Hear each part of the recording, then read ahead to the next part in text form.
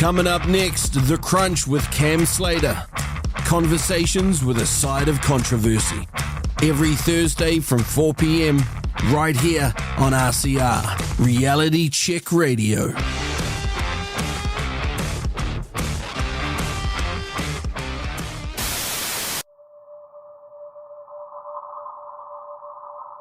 People are struggling to have conversations and connect with others that they don't completely agree with on every topic. And I think that's probably the biggest problem that we need to try and solve, is how after all this division and after all this separation do we end up bringing people together again, and what does unity really look like? New Zealand faces some pretty big issues. First one is COVID and the aftermath. There's no getting away from that. Second is racial division.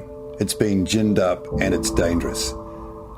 Another issue that maybe people haven't got their head around yet is digital currency. What form does that take? Is it programmable? Will it be used to manipulate behaviour and patterns of behaviour? Those questions need to be asked and answered. How can you have fair, open, democratic government by people who are appointed?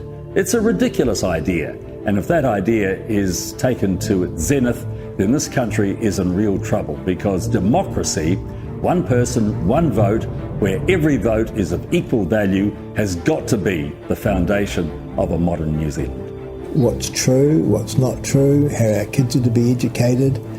And, I have a great fear for the future. I think we know from history where this could end up.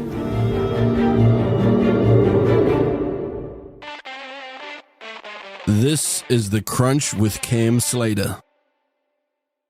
Conversations with a side of controversy, right here on RCR.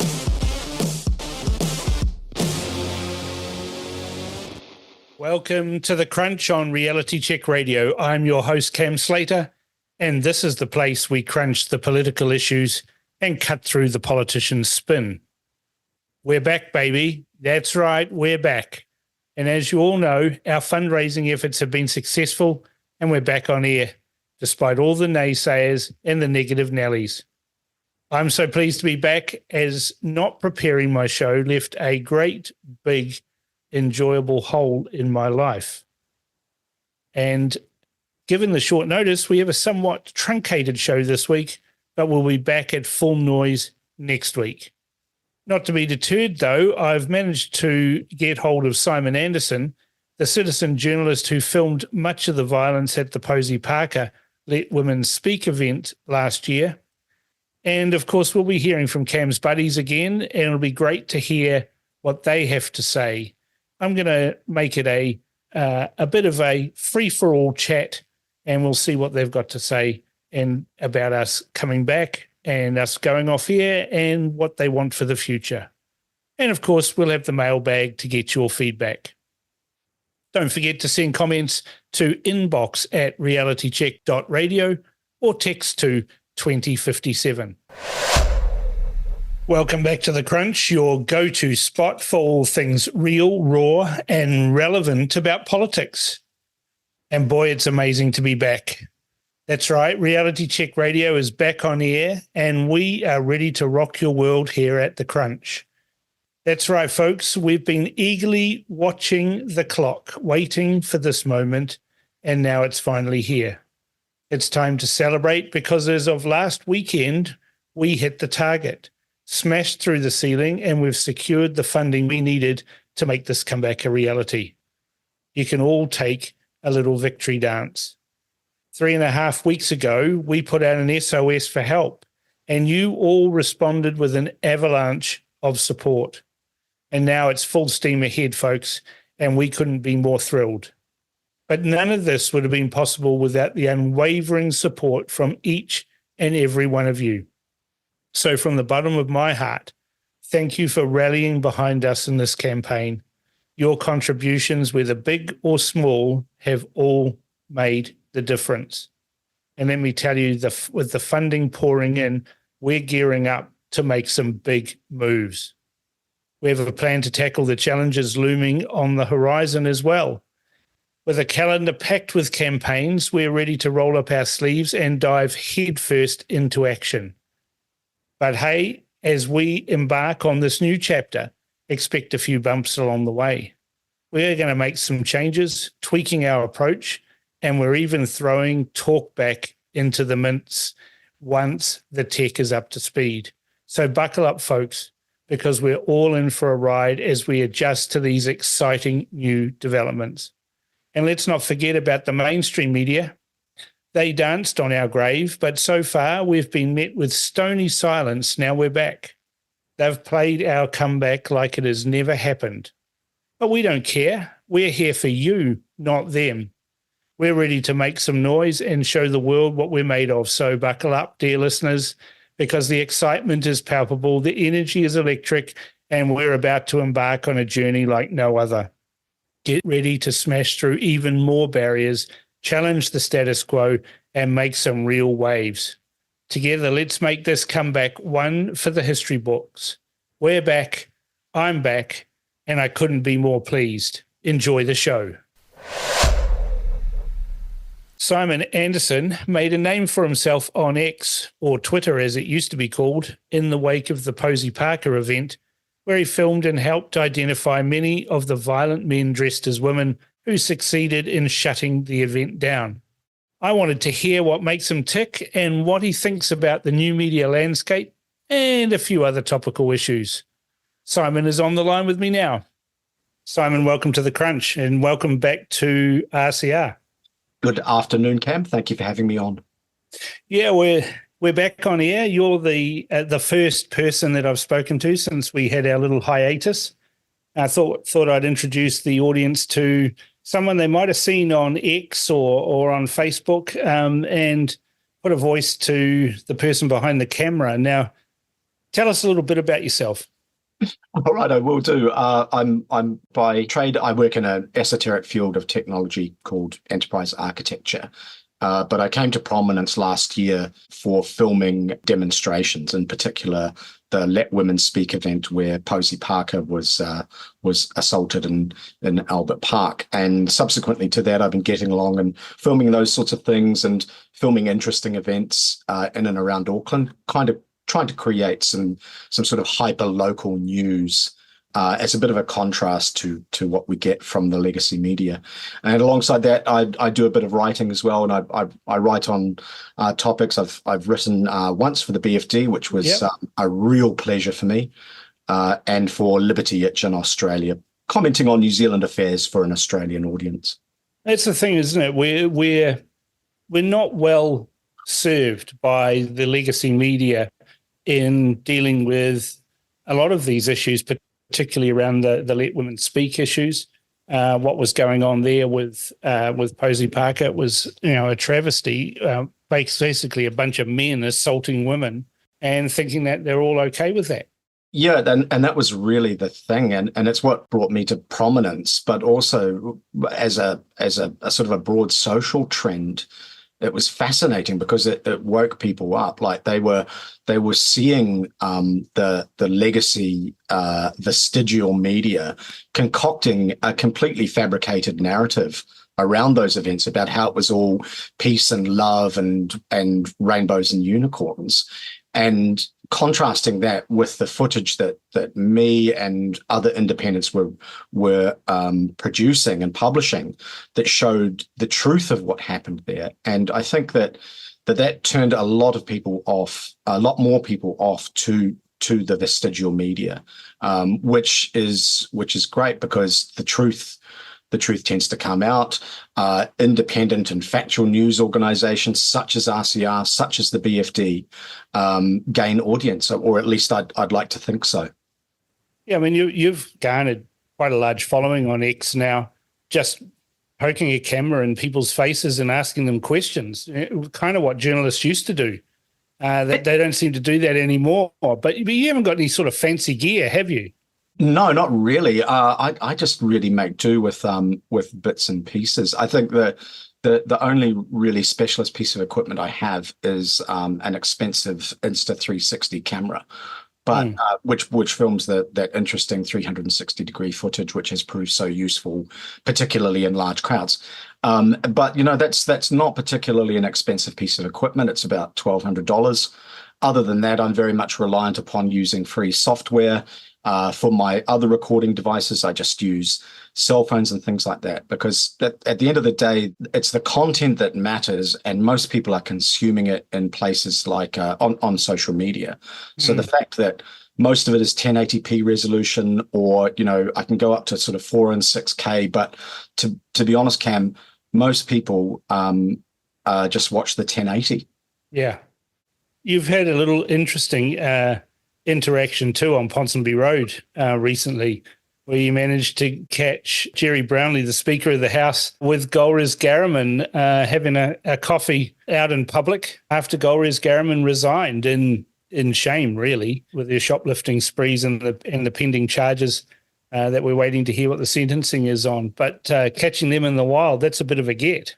It really was, and as you're aware, I got some pushback on that, and for releasing the video clip of the two of them in conversation. And on reflection, I think probably I should have just released a still rather than the short clip of them. But the advantage of the clip was you sort of got to see a little bit of their reaction to the fact that they were being filmed.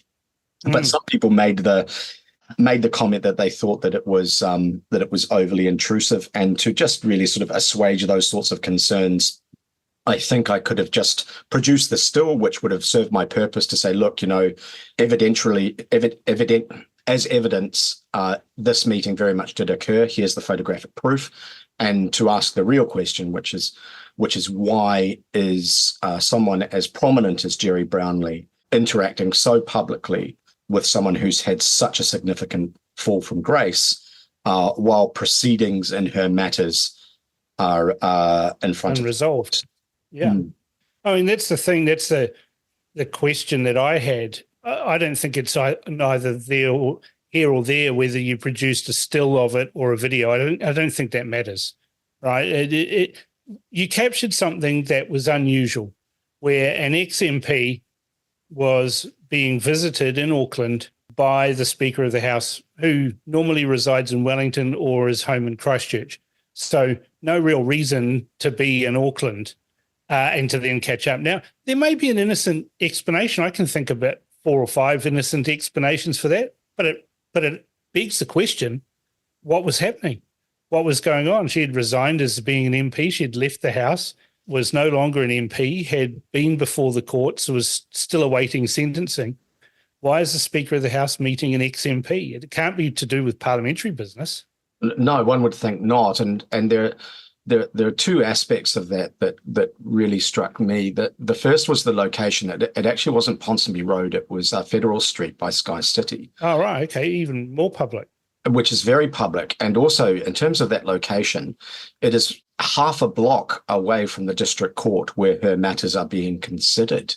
Ms. Garriman and Mr. Brownlee were outside of that cafe for at least 2 hours. So it was very, very public. So the second aspect that occurs to me is that they were entirely unconcerned by the perception that the public would have of them meeting so very, very publicly, which may lend itself to being either one of 2 things occur to me. Either it's just innocent and it's innocence, or it's arrogance, just simply not being at all concerned about what the public perception might be of that meeting. They haven't thought through the optics of it.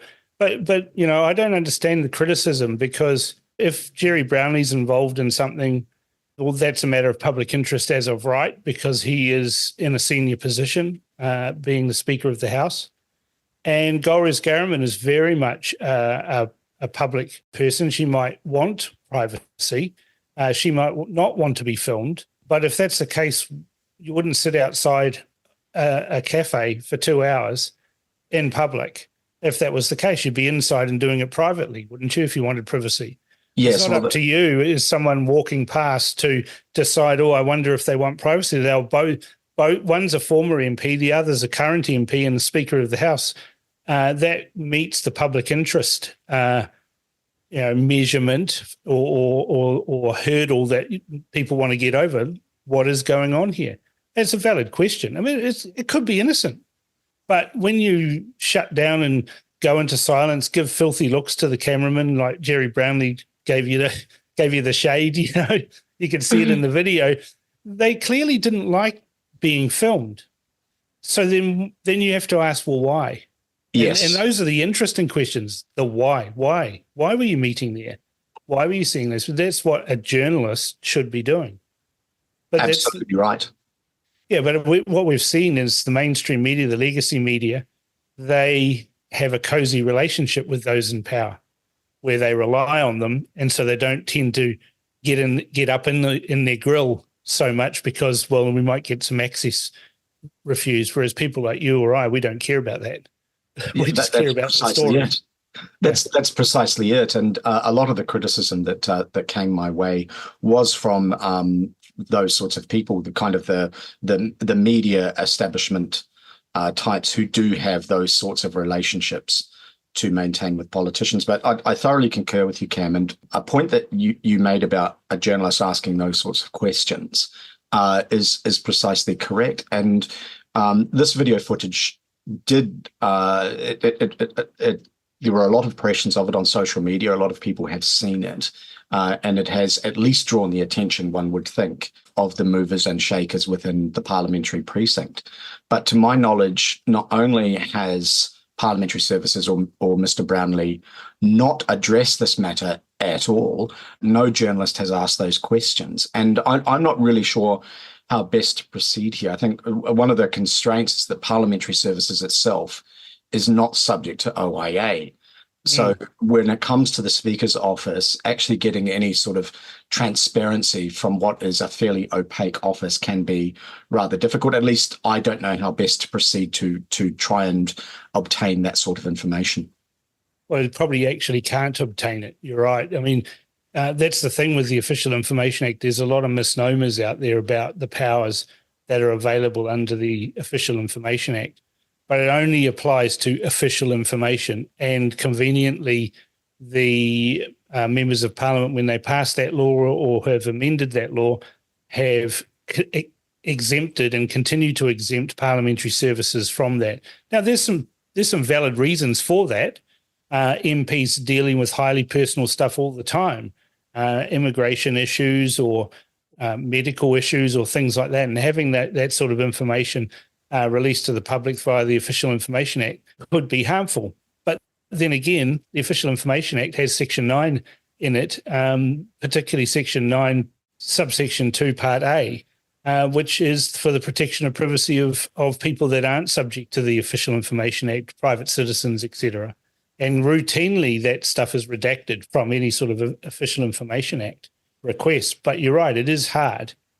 But I guess we just have to keep doing what we do. You know, that's why we ask the hard questions. That's why we get everybody on from both sides of the discussion to find out what the situation is. And I guess you're doing the same thing. You've found a niche out there. You've got a following on X, and people want to see the video content that you're providing.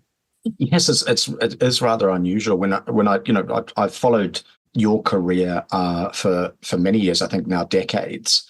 And watching the evolution of people such as yourself and David Farrar, and reading all of the interesting content that you've produced over the years and evolve into being proper, honest media has been wonderful to see. And I'm glad to be participating in that on a much, much smaller scale, simply by offering the occasional comment and being out and about and producing bits and pieces of footage. That's the thing, isn't it? It's about content that people want to see or read or listen to or whatever. And there's an audience. And you know, I guess RCR's proved it. You know, we had the legacy media writing us off while we were fundraising, but you know, we've hit our targets. We're back on air. And they don't have an audience that is loyal like our audience. They don't have a community of interest that they've built and fostered around their listeners. They treat their audience as somebody to be milked either via advertising or some other method. Whereas people like yourself and me and David Farrar, we have to deliver what our audience likes. Otherwise, they stop reading. And they go away. And that's what the legacy media is facing right now. Their audiences are departing and they're saying it's their fault.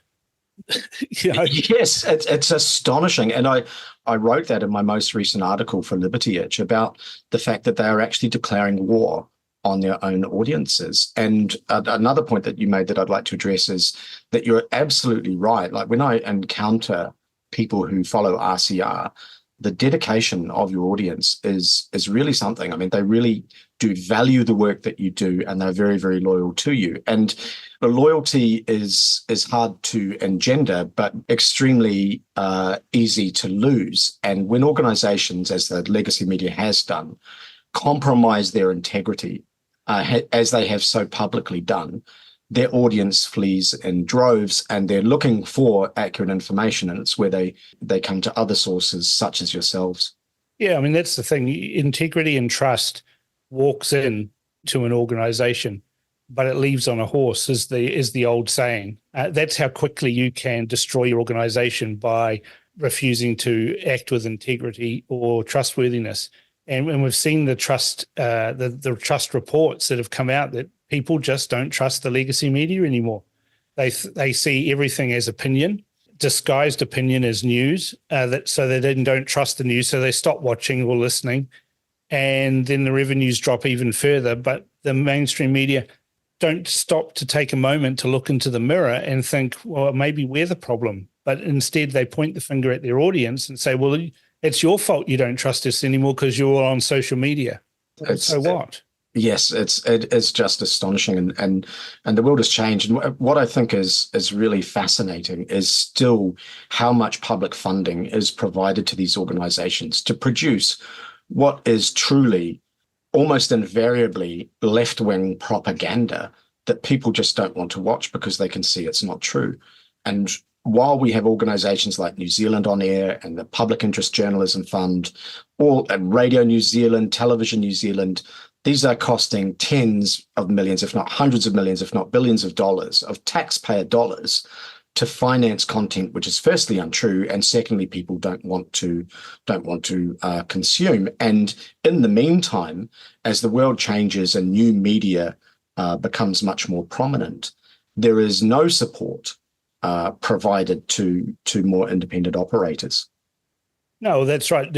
Yeah, I looked at the Public Interest Journalism Fund when it came out, looked at the requirements, the rules, the terms of engagement, and I looked at that and I thought, I can't in all conscience take any money from that because I'm not prepared to follow their rules and regulations. I just simply don't subscribe to their heroic view that the treaty is this partnership where Maori are on an equal footing with Queen Victoria when they signed the treaty. That's just not the case. This was at the peak of the British Empire.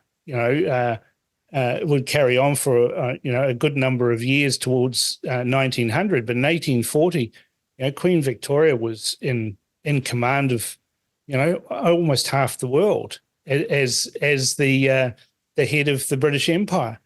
She was, subsequently a few years later appointed as the Empress of India. It's farcical to believe that Maori somehow were on an equal footing, that some guy from an iwi, down country in the middle of nowhere was on an equal footing and signing a treaty on an equal footing with Queen Victoria. It's just farcical to even believe that. And if you read the articles of the treaty, it clearly says you're becoming subjects of the British Empire. Well, that's not an equal footing. So no. It's insane. So I couldn't subscribe to that for the Public Interest Journalism Fund. And Winston Peters described it as a bribe, and he was dead right. And the howls of outrage from the media when he said it kind of proved his point. I think it did. And that reaction, there's a chap, I don't watch too much mainstream media, but there's a blonde chap by the name of Matty someone, and he was with this really awful Kiwi accent sort of saying, it's a lie, it's a lie, it's a lie. And it's not a lie. The Public Interest Journalism Fund, like much of the history curriculum that's been dictated by the previous Labour regime, is extremely revisionist in its approach to history. And then you have the overarching issue that we have the state in the form of the PIJF insisting upon the editorial line that anyone who takes that money and presents information to the public must adopt. And that is, in the Soviet Union, Pravda, prominent newspaper, Pravda is actually Russian for truth. But even the Soviet state didn't ever have those sorts of restrictions. No, they just shot you though. If you well, there is that. Yes, but the thing there was, as in the Soviet Union, was you didn't need those sorts of rules because people knew that if they didn't comply, there would be consequences, gulags and all of those. All of that, and it's not. There is an analogy here, right? Like it's not just that the PIJF had those sorts of lines in the sand strict edicts. It also had a cooling effect on discourse within the mainstream media, because people knew if they stepped out of line and said something that the Ardern regime didn't like, their organization was much less likely to receive any sort of public funding. Yeah, exactly. And that's why trust has disappeared. That's why we don't watch them anymore. And the very same people that are complaining about this lack of trust, the media themselves, are busily slagging off people like Elon Musk, for example, who's done more for free speech than almost any other person in the world right now. And he's busily turning X, formerly known as Twitter, but everyone calls it X now. He's turning X into a multimedia empire, and the mainstream media haven't yet cottoned onto that. I mean, just last week he was pretty much announcing that he's going to bring out XTV, which will come as part of the app, which will allow you to cast that onto a TV screen and to watch videos, so people like yourself can build your audiences and have a global reach. You might be in New Zealand, but there might be a global reach for a particular protest or something you seem to specialize in, protests. You could easily garner far more eyeballs to your videos than the mainstream media have to theirs. And the same goes for linear television. I can envisage RCR, if we wanted to, say, produce a 15-minute news broadcast that just gives you some bullet points and some things in the news, and broadcast it on X. And linear TV's dead all of a sudden. No one wants to watch the news anymore because at worst it's going to be 3 hours old. At best it's going to be 3 hours old. At worst it's 4 or 5 days late. That's very true, and I very much hope that RCR does that. And because I do that, like the live streams that I currently produce to X, the way I approach things is I'm filming, I'm recording, but I'm also often live streaming things, and I subsequently clip to take out the boring parts. But they do garner an awful lot of interest. To the point where, there was, I don't know if you caught it, but about 6 weeks ago, I conducted a really poor interview with the victim of an assault on the steps of Auckland District Court. And that went viral. Hundreds of thousands of people around the world watched it. It was being shared by prominent celebrities and other sorts of prominent people around the world. And it just, there was an audience for that sort of content from little old New Zealand, which I produce for free and cost people nothing to consume. Conversely, we have these state-run or state-funded organizations that are costing an awful lot of money and producing, as you say, content that no one wants to see. So look, I can't encourage RCR enough to be doing that sort of broadcast. I think that the work you guys do is great, and adding in that video capability would be certainly something I would like to watch. I mean, we've got some plans with which we've published sort of some of the information on the roadmap on what we want to do now that we're back on air. Little steps first. We'll get the shows back running again. Then we'll move to being able to take talk back. That'll be a game changer for some other players out there that'll be a bit miffed by that, who were mocking us when we went into a hiatus. But we're back, and we're going to keep on doing what we do, and we're now going to add different dimensions to that with talkback. And I hope that we do add some. We've got a studio. We could easily stream news bulletins to X and have them available, as we go through the day. Well, more power to you, and I really hope so. And I'm evolving along those lines as well. Certainly on nowhere near that sort of a scale, but being able to produce content that's a little bit more polished than what I have been doing. When you sort of think that 12 months ago I was just pumping raw footage out. Now I do things like, I include title credits, and I'm a little bit better at editing and cutting the shots and that sort of stuff. So for me, it's that sort of evolution, but of course on a much smaller scale. So yeah, certainly I think there's a massive market out there. Well, a massive, I should say, demand, because people like your content and what you do is great, and they want to see more of it. Yeah, and the same goes for you. There's an audience that can be built very quickly that you can't do with linear television or traditional radio stations or that sort of thing. I can see a day coming when other media are going to have to do a fundraiser to keep themselves alive, and I just don't think they're going to garner the same support that we have. Our audience is fantastic; it's great, and they've chipped in. We've got backers that have come to the party, and they believe in the mission that we have for the New Zealand media landscape. That is, I think, giving a few kittens to some of the legacy media, and we're already seeing changes in some of their programming and some of their the ways that they do things. I see it all the time because I'm consuming this news all of the time. I mean, I have to watch the mainstream somehow. It might not be at 6 o'clock sitting down watching the news. I don't do that, but I can watch their streams, or I can watch their replays and those sorts of things, and I can see that they're reacting to what we're doing. And I can see that we have actually moved the dial a bit and forced them to meet the market. But I don't think they're capable of meeting the market like we have. And mostly I think their audience would laugh at them if they said they needed some money, whereas our audience rose to the challenge. They absolutely did. And I'm sure you're right. Like the legacy media, yes, you can certainly see that they realize that they need to evolve. But I agree with you that they're incapable of doing it, because the number one change they need to make is that they need to be honest and balanced.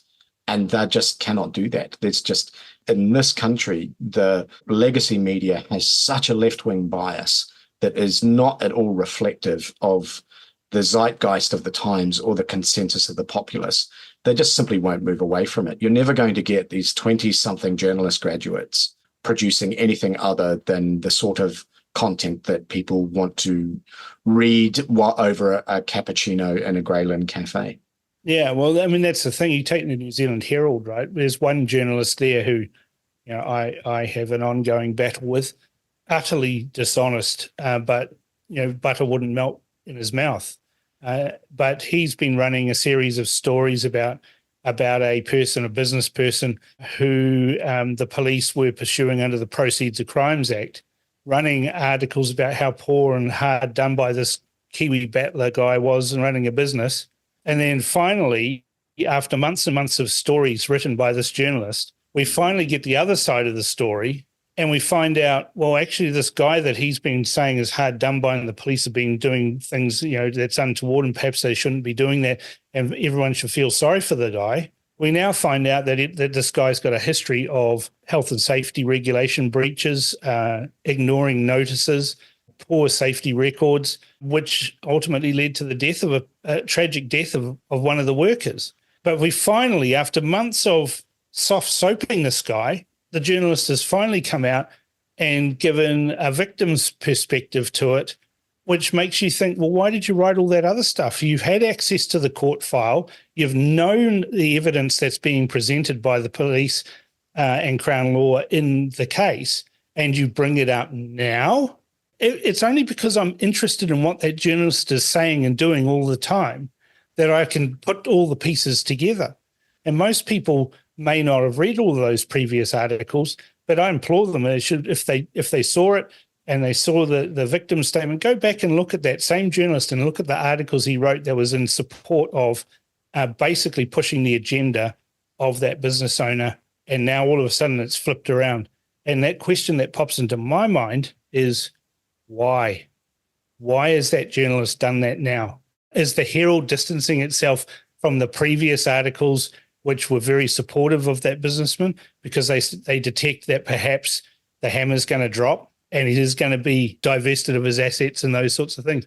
I'm just sitting there going, why? This is curious. It's very curious. But I see that all the time where you see, take the Green Party, for instance, they're imploding.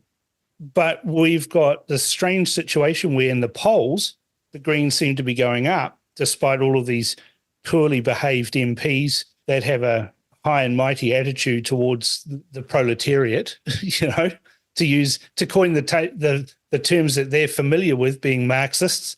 And the media are all on board with that. There's a disconnect. The MPs look like ratbags to a seasoned political observer. There seems to be a systemic problem within that party that if it was, say, the National Party, the media would be all over it like a rash. But it's the Green Party. We're not seeing it too much. There's only one or two journalists that are doing it. And again, I asked the question, why is that? Yes, and it is rather astonishing that it's just article after article that are hagiographies of particularly Chloe Swarbrick. Now, she's the leader of a minor party, and she is interesting for being a young person, but she is also an extremist. The ideology that she promotes is a danger, in my opinion, to Western civilization, and at least her ideas ought to be considered and critiqued, and yet we don't see that ever in the media. There's nothing that she can say, and some of the things that she does say are really quite jaw-droppingly extreme, and yet the media just lets it all slide by. And I think that there is a change, as you say, in the circumstance that you describe with the Herald journalist, where latterly they reach the point where it's like, goodness, we can no longer continue to, in good conscience, hold that editorial line simply because they're not too concerned that it's inaccurate and unfair. What they're concerned about is having egg on their faces for being so very wrong. Yeah, I think you're absolutely right in that case. The writing's on the wall. So there's a term for that in media. It's called a reverse ferret. And it comes from the UK. I mean, obviously something like that's from the UK. You can't imagine an American editor ever saying that, but it's a UK newspaper editor would be pushing an editorial line, right? Chase that, keep going on that, keep going on that. And then all of a sudden he'd burst into the newsroom, right, reverse ferret. Because his claim was go and put a ferret up the politician's trousers, right? Right. To see what the response is. And then all of a sudden they have to back away from that position. And so it was called a reverse ferret. And that's what I think we're seeing with some of the media out there, a reverse ferret on some of the stories that they've been soft on, maybe pro even, and then all of a sudden the public shifts or the mood shifts or whatever, and then they have to do a reverse ferret. So maybe they're attuned to it. I don't think so. I think what you're saying is right. They don't want to. They're hoping that everyone forgets the articles they've written beforehand, and they'll only see this one where they're putting the boot in. Yes, and then get away with it. Yeah, I think you're right, and thank you for the term reverse ferret. I'm going to misappropriate that from you because I think it's wonderful, and I think I can give you a salient example of it, and that is with a lot of the media coverage that we're going to be seeing in the next little while around things like puberty blockers and the approach to the social and medical transitioning of children and all of that sort of gender. The whole trans argument, full stop. I mean, the Cass report in the UK is damning, and we're only just starting to see little squeaks of it in the mainstream media, whereas RCR has been covering this sort of stuff for ages. I've had Rachel Stewart on talking about that. I've had Annie O'Brien on talking about that. The travesty that has occurred in silencing voices that were against the trans agenda needs to be addressed. And I think you're right. We're going to see a reverse ferret from the media, but they're so embedded in that ideology that it's going to be difficult for them to do it with any credibility. Oh, it certainly is, and my heart goes out to the two individuals that you mentioned. They really have been troopers throughout it all. There's been a very long. It's cost them. And Rachel Stewart and Annie O'Brien were talking about that when Damien Grant wrote his article and stuff, saying I should have spoken out earlier. but I went along to get along, and I was silent. And the women who did speak up, like Rachel Stewart, like Annie O'Brien, like Posey Parker, they've been vilified. Even the author of Harry Potter books has been vilified because she stood up for women and not men pretending to be women. And that's the joke of it all, really, is that all of these people that were sticking up for the trans agenda are sticking up for blokes pretending to be women. Yes, there is quite an irony in that. But as a social contagion, it continues. I noticed that Destiny Church had a protest in Christchurch about these issues today, and the counter protest of the rainbow community and their fellow travellers within the leftist communities, from the pictures that I saw, seemed to be significant. And what I think people don't quite realise is just, firstly, how embedded gender ideology is in New Zealand society, from schools, inside the medical profession, inside the public sector, and even the private sector, but also how rabid and violent some of these people can be, which was demonstrated in Albert Park and has been demonstrated many times since. And people who visit my YouTube channel will be able to see some of the examples of that behavior. There was one in particular which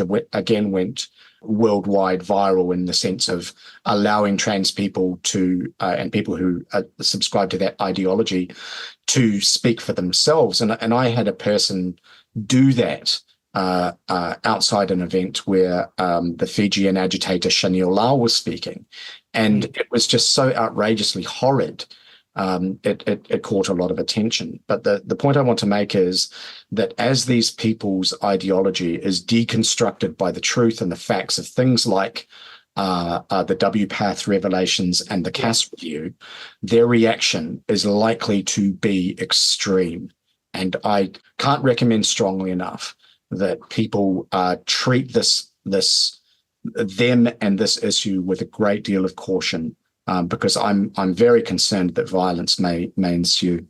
Well, they're kind of unhinged. We saw that behaviour with Posey Parker. Now, I know someone who was there to listen to it, and she was quite frightened by that whole situation. Even you were in the press of these rabid blokes assaulting people simply because they had a different point of view to them. That's true, and I mean, I'm not a trained therapist or something like that, but I do consider myself to be a good listener. And I've been, since that time, which is now 14 months ago, I've been dealing with many of the women who were deeply traumatized by the things that happened to them that day. And Cam, I can tell you there are people who are still traumatized by it, by the things that happened to them directly, whether the abuse and the assaults and things like that, but just how let down they were by the establishment, by the police, who very much took the side of the rainbow community and looked the other way while women were being assaulted, and then refused to pursue prosecutions against identified offenders, all of that sort of thing, through to a justice system that has been absolutely kid gloves when it comes to processing those very few individuals who have been held accountable. So you're exactly right, and that people forget that in these matters there are victims. It's the people who are assaulted for objecting. It's the Rachel Stewarts and Annie O'Briens who, as you say, have been vilified. It's the children being harmed in schools. All of these awful things need to end, and they need to be addressed. We've had politicians that have jumped on this bandwagon too, of course, notably the Green Party. You know, I kind of hold them responsible for a lot of the rhetoric, even the violent rhetoric, where we had on that same day at that Posey Parker protest, Marama Davidson, who said that abuse and violence is all caused by cis white males. Just utterly strange thing that, of course, she gets that shoved back in her face almost every day on X when people, the latest person who's committed a crime on another cis white male that's committed a crime. Of course, they're not cis white males. But that's the sort of rhetoric, and violent rhetoric that we see from the Green Party on trans issues, on LGBTQ issues, on issues regarding Israel and Hamas. They have taken the side of Hamas. They are chanting Hamas slogans, which are, it could be termed hate speech. I don't like that term. I think that's it's speech that's offensive. Sure, but they don't understand that what they're actually promoting, what they're actually chanting is for the genocide of Jews in that region, because that's exactly what that means. But they are on the side of terrorists and violence and an ideology that has such a tiny percentage in New Zealand but takes up so much of their time. And I wonder perhaps if the problems that the Green Party have today are because they've got these activists in they have a mentality or a mindset of winner takes all, and they will deride and attack and vilify anybody who opposes their point of view. And we're starting to see that with Julianne Genter's stuff coming out. And you may be sure there'll be more incidents like that. Well, yes, I'm sure, like you, like me, we both know people who have interacted with her, and I'm sure it comes as little of a surprise to you as it does to me. But coming back to that green ideology, they're not too dissimilar. I refer to them often, somewhat facetiously, as the Khmer Vert, because their ideology is very, very similar to the Khmer Rouge in Cambodia. And that, as you say, with their activists, it doesn't matter, and it's hard to distinguish between what is their caucus and what is their activist base. They're pretty much one and the same. But there is no cause that isn't, to the Green Party, a vehicle to disestablish democracy, liberal democracy, and capitalism. It doesn't really matter to them if it's environmentalism or it's issues in the Holy Land or if it's trans rights. All of them are simply an opportunity to dismantle what they consider to be oppressive capitalist settler colonialist society. Yes, keep precisely. on adding on all the insults that they throw at people. I get it all the time. Green supporters say things to me on X like, "Oh, you're a racist," and I always just reply to them, "Oh, how can that be? I'm Fijian." They've assumed from my appearance that I'm this, boogie monster that's privileged and white and all of these sorts of things without actually knowing where I actually come from. So it's hilarious. I just use their own terminology against them. It's like whenever I get an email from a government department that's got all sort of ngā mihi this and haere mai this and all that sort of stuff in there, well, I reply to them in Fijian.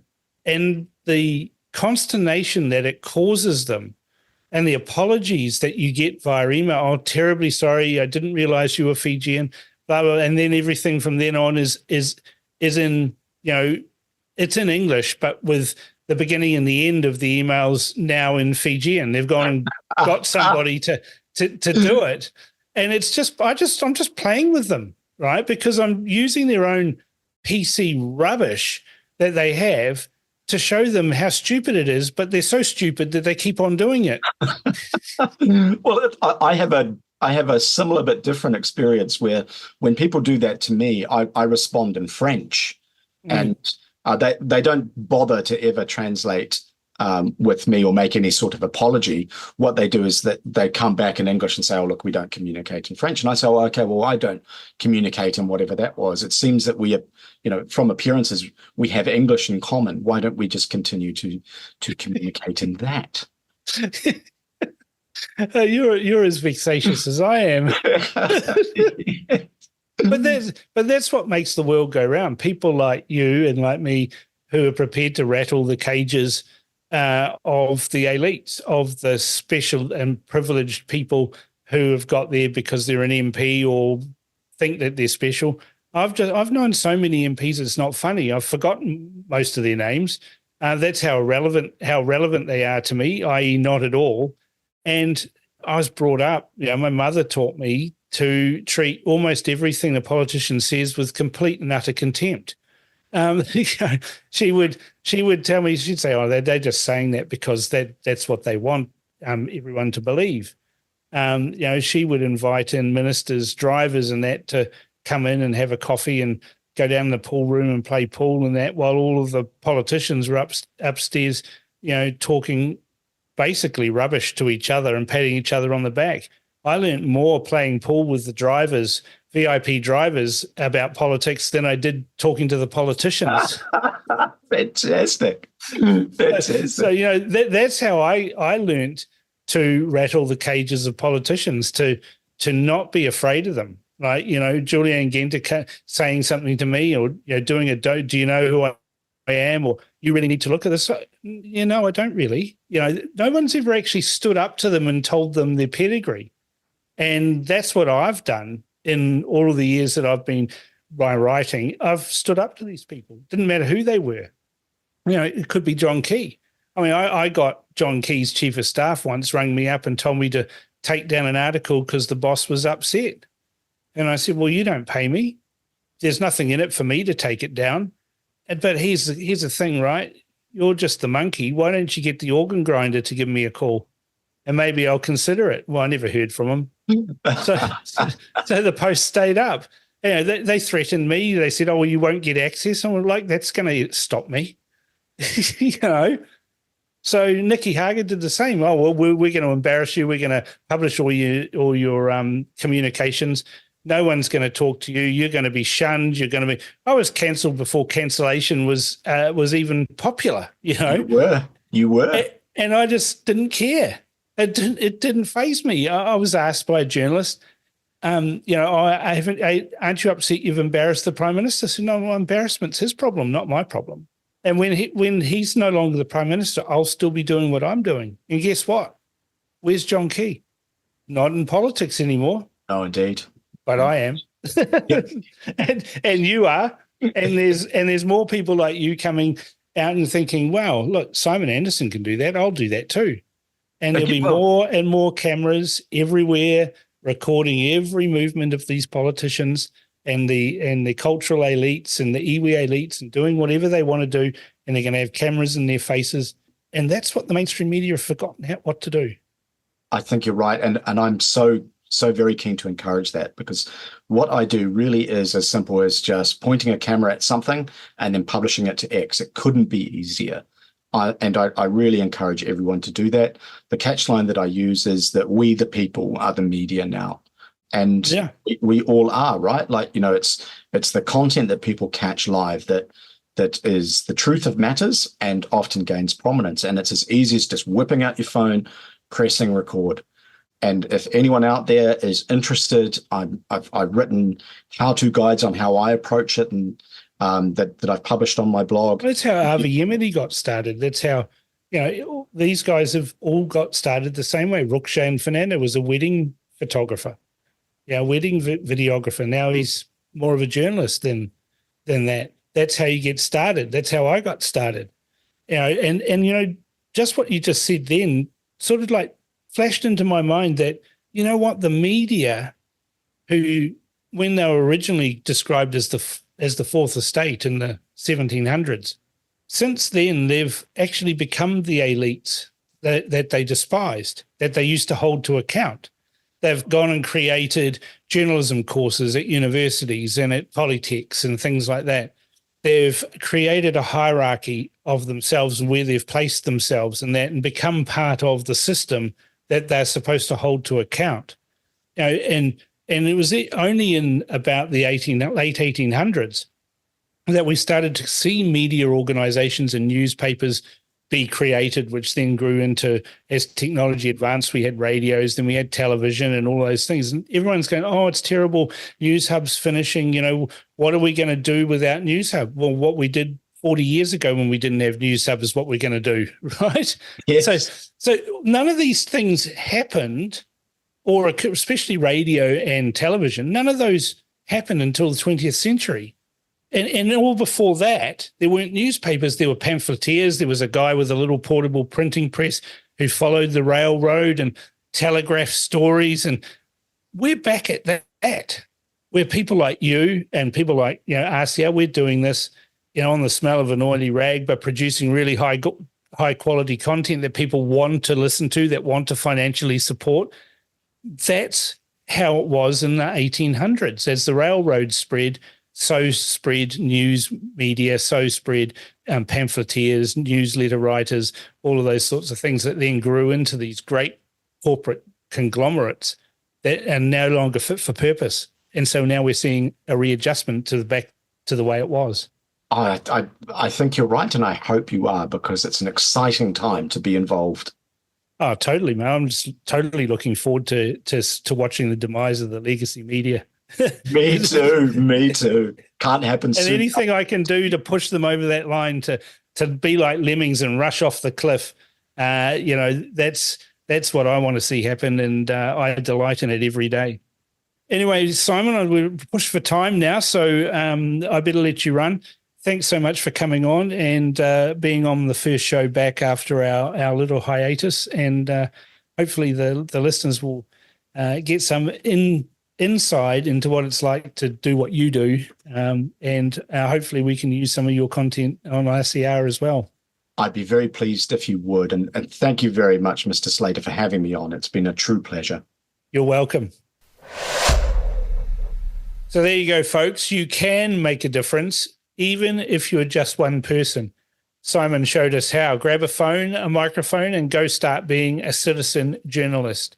The world is your oyster now, and with technology now ubiquitous and cheap, it is easier than ever to become a journalist. And let's be frank, the competition from the mainstream is not that flash.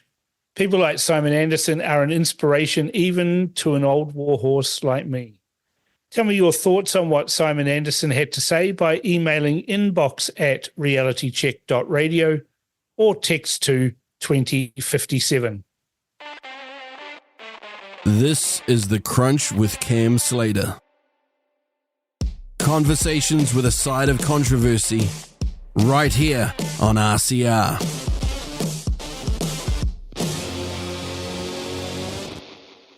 Now it's time for Cam's Buddies. And I think we'll make this buddy session a bit of a free-for-all so we can hear what they thought about us being off air and now coming back. My producer has them all lined up and ready to go. Let's go now to Cam's Buddies. Welcome to Cam's Buddies, Paul. Great to have you back. Good afternoon, Cam. Great to be back. Yeah, I thought I'd make this a bit of a free-for-all discussion rather than a specific topic. Interested to know how you felt when we went off air and what you feel like now that we've come back. When you went off air, I felt very disappointed. I didn't realise how much I was enjoying the CRC until it was gone, and I'm very glad you're back now, so that's a good thing. What about what's happening around the place while we've been off? We've been off here since, my last show was the 5th of April, so it's just over a month. What are some of the things that have ripped your undies during the time we've been off air? Well, one of the things that I guess pleasantly pleased about is that the Minister of Education has said that they've brought back structured literacy in schools, and many of the teachers are struggling with even being able to do structured literacy. But because New Zealand had a reading, we were one of the worst in the OECD when we had all this other sort of silly behaviour, and now we're getting back to something that's sensible. I think children will be way better off for it, and if we can get the teachers to actually get with the program.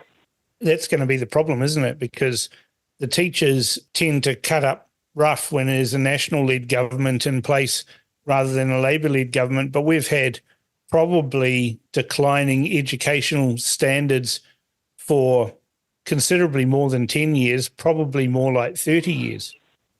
Yeah, I'm on the board of a school, and if it was the decile system still, which it's not, but if it was one of the lowest decile schools in the country. At that time, it was a 1C, which 10 is high, 1 is low, and then there's alpha characters to go even lower. And we were a 1C.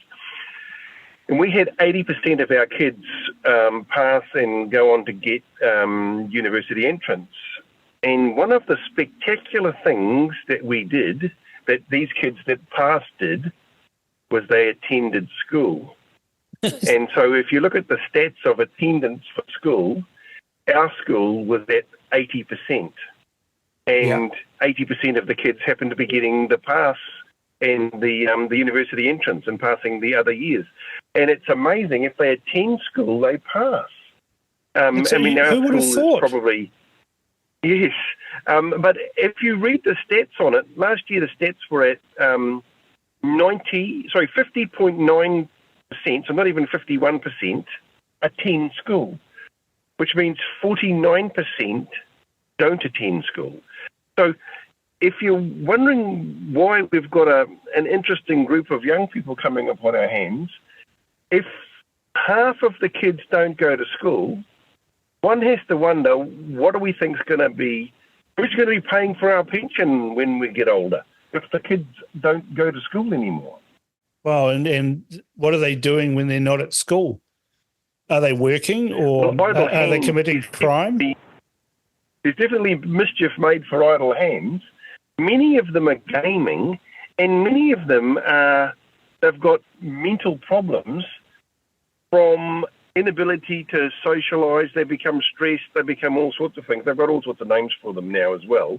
But by not attending school, I guess it happened with the lockdowns and the carry-on. Kids got into the habit of not attending school, but now they've got it so badly.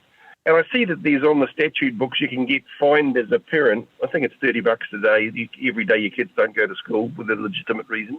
But no one ever uses any of these particular statutes. But I'm just thinking, if you want a country to be absolutely bombed, having uneducated population is definitely a good way to start. Yeah, so attending school's the first thing, is to get them to attend school. And, there used to be things called truancy officers, and who knows whether those still exist.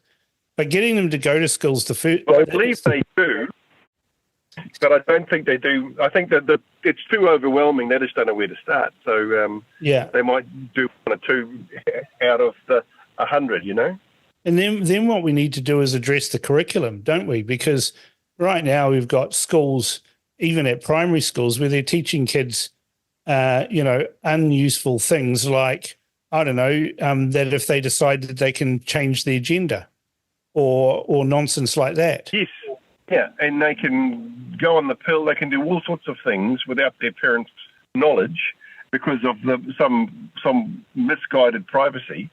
And you can probably even go on puberty blockers and all that sort of thing. You can in many countries without your parents having any idea of the problems that are going on in your mind. So I just thought having Nicola Willis come up and say, I think it was Nicola Willis, they're saying that we're getting into structured literacy. I thought that was a good start, having some early building blocks going in place. And that was one of the things I thought of. Another thing that I was listening to, which if I could just diverse a bit, is when they were talking about the additional prison beds being built, and the commentators, I listened on 3 last night, a couple of nights ago, and the commentators on that were telling us what a scorecard the Minister of Corrections was getting and what a scorecard the Prime Minister was getting, but no mention of the fact that they were being conservative, because they were saying, is this the 600 houses, beds that Labor built, or is it more? And there was 800 more. Well, it eventually ended up being that it was 1,400 more, the 800 and the 600, but they were saying, so sure, the guys might not have known their topic perfectly, but having the opinion of the TV3 news reporters telling them how rubbish they were and how their scorecard was very bad, and I'm thinking, I wonder why they're taking TV3 news off air. Because if you think it's a good idea to rubbish your employer, and if you think it's a good idea to have you being the news rather than the subject material being the news, I have it just sticks out to me like cause and effect. You're an idiot and you're gone. And I thought, just listening to TV3 News, I only listened to it because it was playing after Sale GP racing. So I listened to the news, and I thought, what a load of the reporters doing their best to be the news rather than reporting what the news was that we would be interested in. So the fact that an extra 800 beds have gone to corrections, I've had a few things stolen off me in the last week, and I think that we need to have more beds for such folk. Or cots and tents would do as well. They do that in places in the United States. We've got our soldiers living in tents all around the world. Why can't we put prisoners in tents? Exactly. Like, why do they have to have the most luxurious places ever?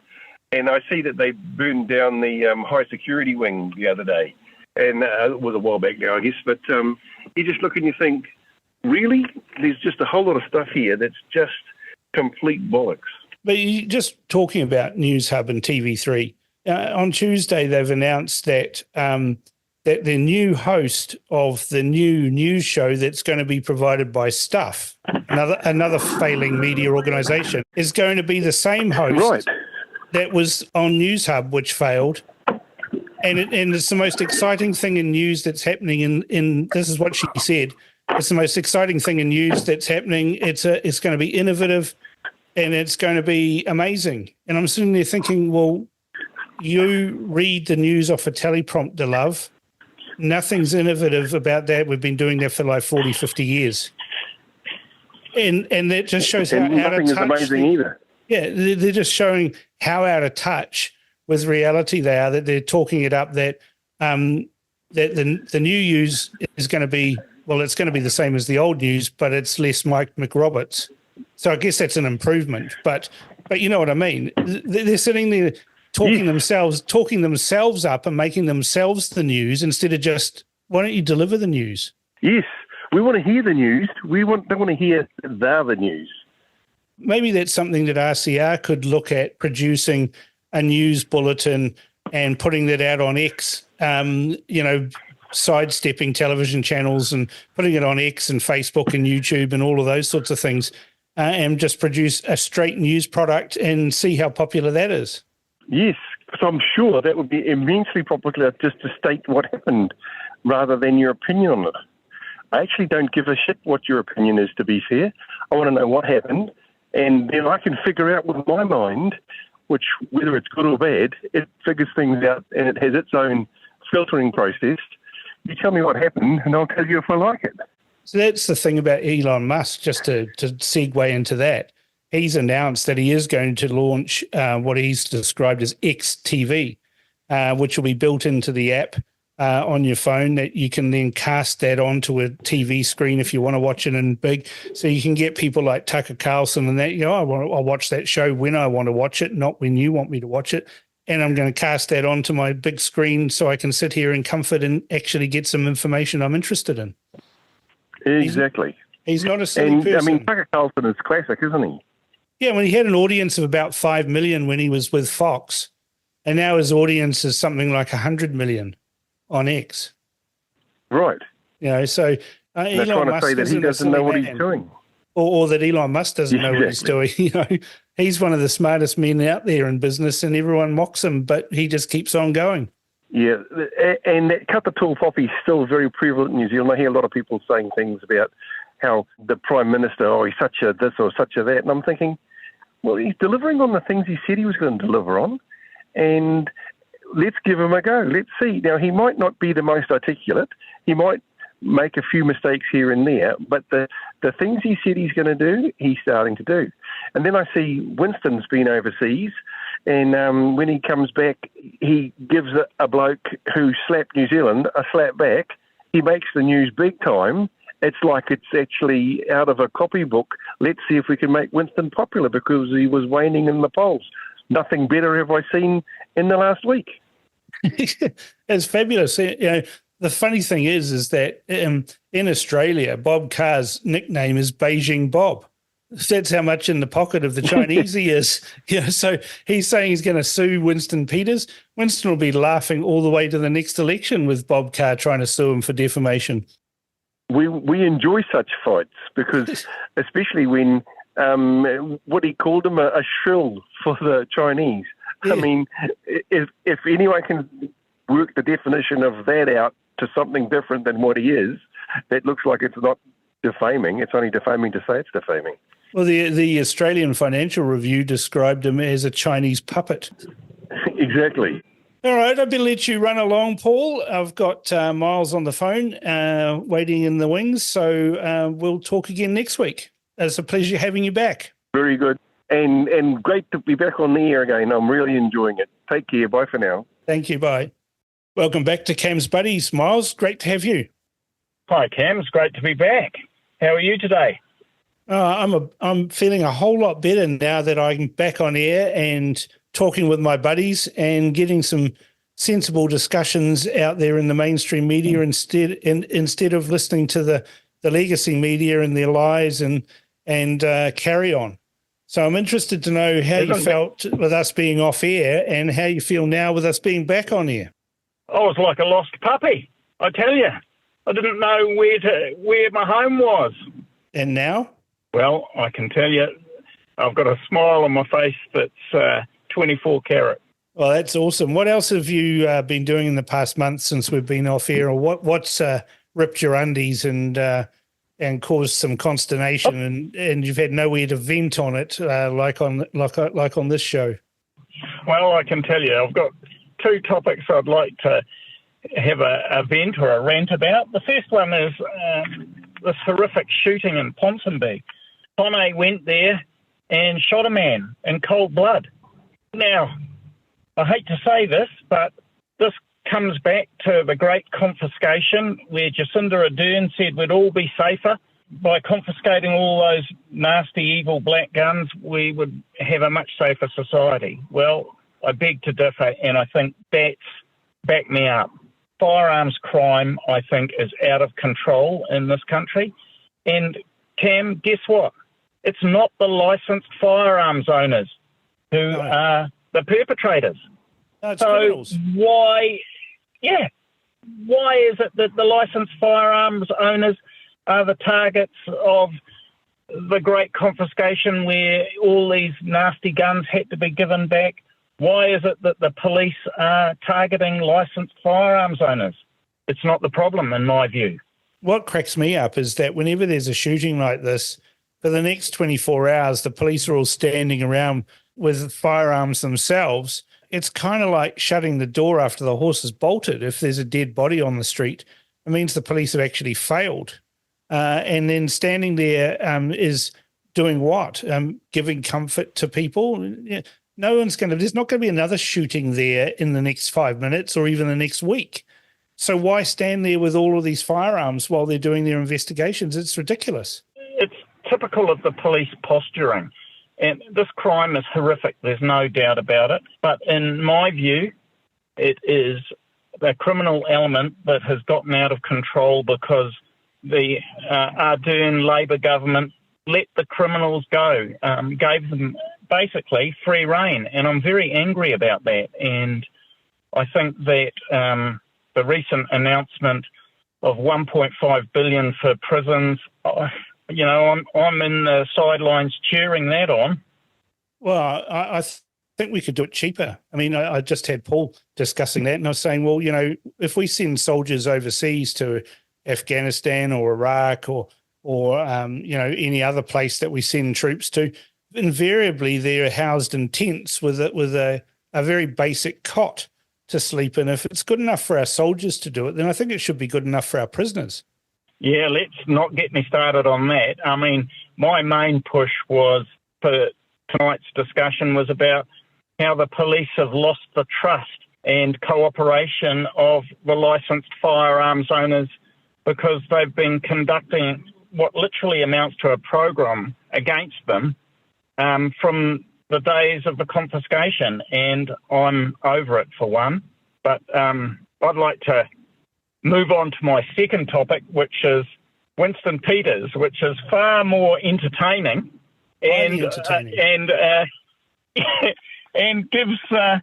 it's the gift that keeps on giving. And this chap Bob Carr, goodness me, it's a Labor Party hit that's gone terribly wrong. I mean, Bob Carr came to New Zealand.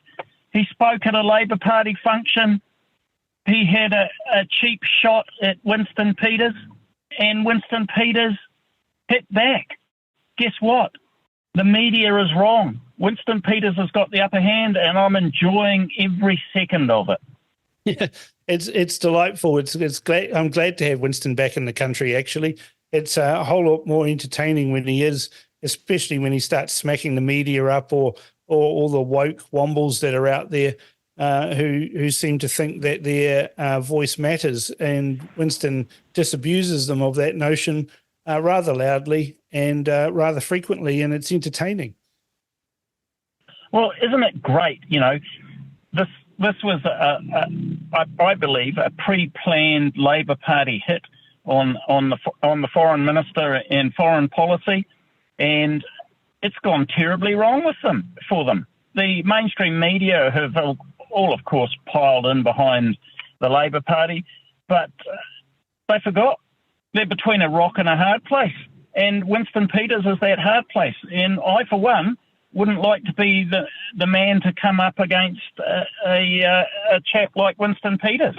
Well, he hasn't lost in court yet, so I think Bob Carr probably isn't going to go ahead. I mean, after all, his nickname in Australia is Beijing Bob. That's how much of a lock he is for the CCP. Well, all I can say is that it is politics at its most delicious when the Labor Party hit just goes down the gurgler and the media are left standing there holding and wailing. It's just great. And Winston Peters, I am sure he's enjoying every moment of this, and with some justification, to be totally honest. Yeah, it'll be interesting to see what the next poll shows. Yes, I think that, if I can say one word about the TV1 representation of that poll, good Lord, that just shows to me that TV1 needs a toilet brush through to clean out the mess that it's become. Yeah, well, they misrepresented the position of the poll and the public on the whether or not they support the job losses in the state sector and the public servants. And the numbers very clearly show that by and large, the majority of New Zealand public, or a plurality, if we want to be completely technically correct, are in favour of the jobs being lost, the sackings that are going on, and yet TVNZ and One News tried to make out that that everybody was aghast at this, and they just aren't. And you know what? This again, like the hit job on Winston Peters, this again has to be the undoing of the mainstream media. And TV1, I'm speaking to you guys, you don't know how far down the road you are. And it's not going to take very much, and nobody's going to be crying when you get your marching orders. And frankly speaking, it's getting to be a bit boring the way that you are attacked and misrepresenting what is happening in the news. And it's frightful, actually. Yeah, it is. What we've done with Reality Check Radio is we've gone out to our audience and said, can you give us a hand? And they have, and we're back on air. And it's fantastic to see that support. Can you imagine Stuff or the Herald or TV3 doing the same thing and getting the same result? I would think that they wouldn't get anywhere near the result that we've achieved. Correct. And congratulations to all those people who put their hands in their pockets, because actually you're doing the whole country a service, and you should stand up and be proud of what you've done, because I think Reality Check Radio actually keeps the media honest, and the comments, the interviews. I mean, for heaven's sake, Reality Check Radio lets people speak. That we do. Anyway, you've got to run along. I know you've got another appointment to go to, and I've got another call waiting in the queue, so I better let you go, Miles. Thanks so much for coming back on The Crunch, and we'll talk again next week. Thank you very much, Cam. We'll see you next week. See you. Hello, Lindley. Welcome back to Cam's Buddies. It's been over a month, since we last spoke. Oh, thanks, Cam. Look, it's so good to be back, isn't it? I mean, I've just had a really, really, like living in a void, really, for a month. Well, it was terrible for me as well, not having, to prepare a show and to talk to my buddies and to interview people, interesting people, and hear what they've got to say about things. it's been a real void in my life too. And I'm so very glad to be back on air, and I'm glad that that you've missed us as well, and that we're here to entertain everybody with our wonderful discourse.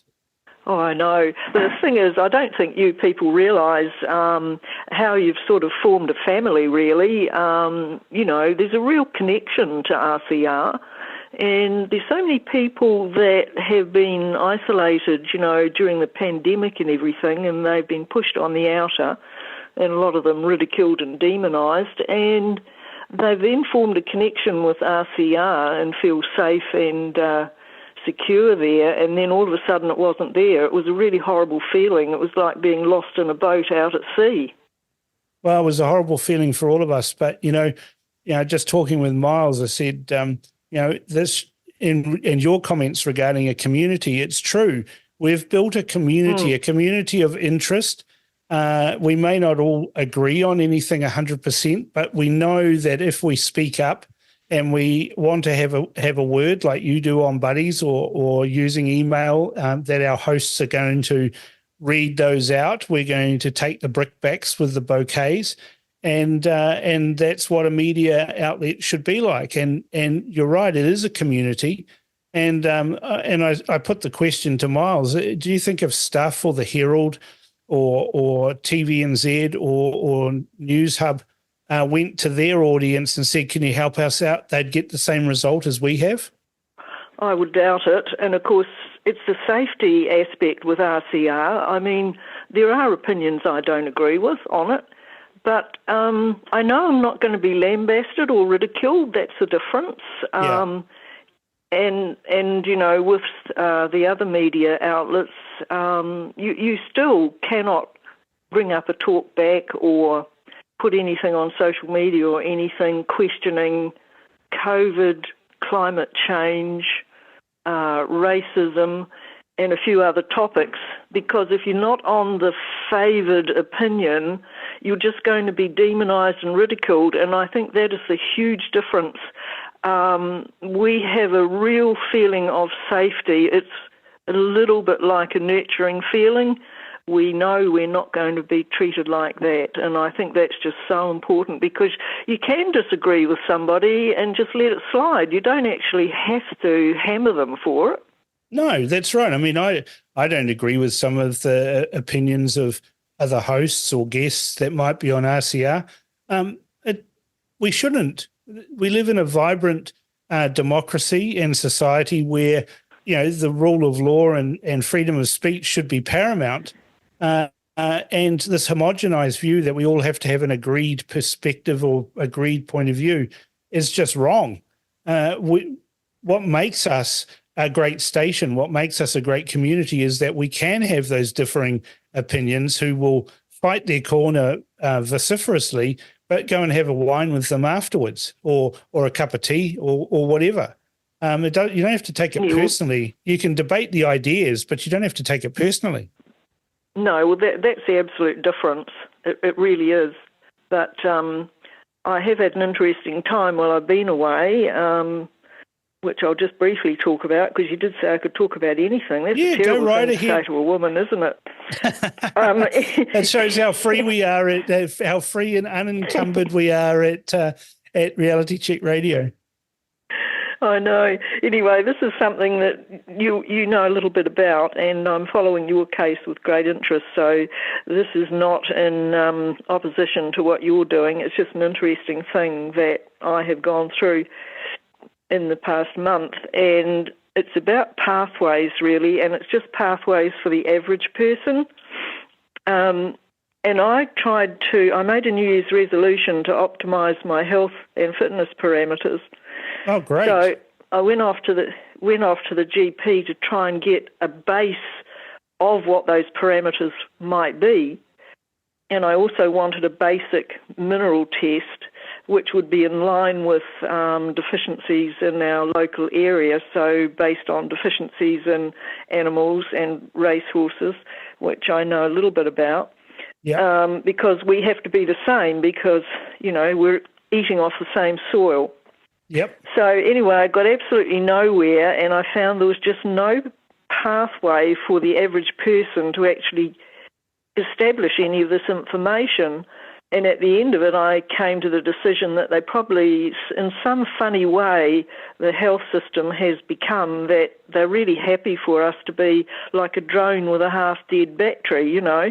We're sort of okay and we can function, but being optimal is something sort of unheard of.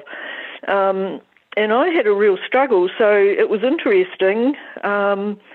I went into the GP and told him what I wanted, and he said that I had good average health for my age. And I said, well, I don't actually want to be gauged against the average or the age. I want to know what is optimal, what is achievable for me.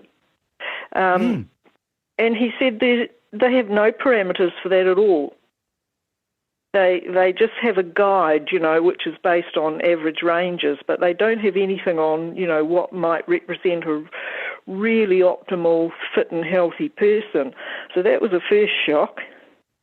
So anyway, I contacted a sports med outfit that I had a bit of contact with way in the past, and I got no further with them. I never got any further at all. They'd never heard of such a thing. And I said, well, I can get blood tests for a racehorse, which will gauge if it's ready to race. Why can't I get the same thing for a person? Lindley wants to be ready to race. Yes. Oh. And they'd never heard of such a thing. And I said, well, you're sports med. What about the athletes in our area? What do they do? And she said, well, they just go to their GP if they're sort of feeling a bit crook or something and get blood tests for that. And I said, yes, but that's not what I mean. I mean a blood test that will tell you whether you are the equivalent of ready to race. That's optimal, isn't it? Oh, that would be ideal. And I got absolutely nowhere. It's fascinated me for years how you can get that for a racehorse, and if it's deficient in something, you can just buy an over-the-counter supplement, and bingo, no time at all, its levels rise straight up to the optimal level. But that doesn't happen with people. And I've got the figures to prove it. Here's an idea for you, Lindley. Why don't you go and give a sample to the vet that does that for the racehorses and say, here's a sample, for a racehorse called, I don't know, Lindley, and I want to see if it's ready to race, and get them to analyse it and tell you what you're deficient in. Well, I went halfway towards that. I actually met the vet, and he gave me some advice on what to get tested. So I fronted up with 11 particular minerals to test, and he told me which ones were likely to be the most deficient, you know, in having me at my peak. And so he said get copper, cobalt, magnesium, selenium and zinc in particular done, and add your other ones to that. So I went in with 11, a request of 11 in total, and the nurse looked at me and she said, she was a little bit cross with me, and she said, what do you want these done for anyway? And I said, you know, why? And she said, well, you'll get those in your diet. Well, that's not true, because New Zealand soil is deficient in cobalt, it's deficient in selenium, it's deficient in iodine. There's so many things the New Zealand soil doesn't have, which is why we add some of those things to, like salt, for example, is iodized salt. The reason why we do that is because there's no iodine in our soil. And so we have to do it that way. That's absolutely correct. Absolutely correct. But the amazing thing is, this is how brainwashed we've all become. She never asked me what my diet was. She has no idea what my diet was. Absolutely none. You should have shocked her and said, look, you know, as an older New Zealander, I can really only afford cat food to eat. So I'm just wanting to make sure I get the right one. Yeah, exactly. But anyhow, I hung in there and I got the tests back and they were low in zinc. All the rest they told me were really good, but I can tell you from going through them and discussing it with the vet and everything that I'm not ready to race. I am just a drone with a half-flat battery, getting around quite adequately. but not well. So they want to put you out to pasture. But you don't want to be put out to pasture. You want to actually race. I do. It'd be worse if I was put out to stud, I imagine. But anyway, anyway, so that was the one path. It'd be fun. Well, I suppose. Anyway, that was the one pathway I couldn't get through, but I have discovered why it is that you can get a racehorse's levels up and you can't get a person. And I'm just going to give one example of vitamin D. The supplement in New Zealand is regulated at 1,000 international units. In the USA, it's regulated at 10,000. So that's 10 times what New Zealand's regulated at. And the 10,000 international units has picked my level up really, really effectively.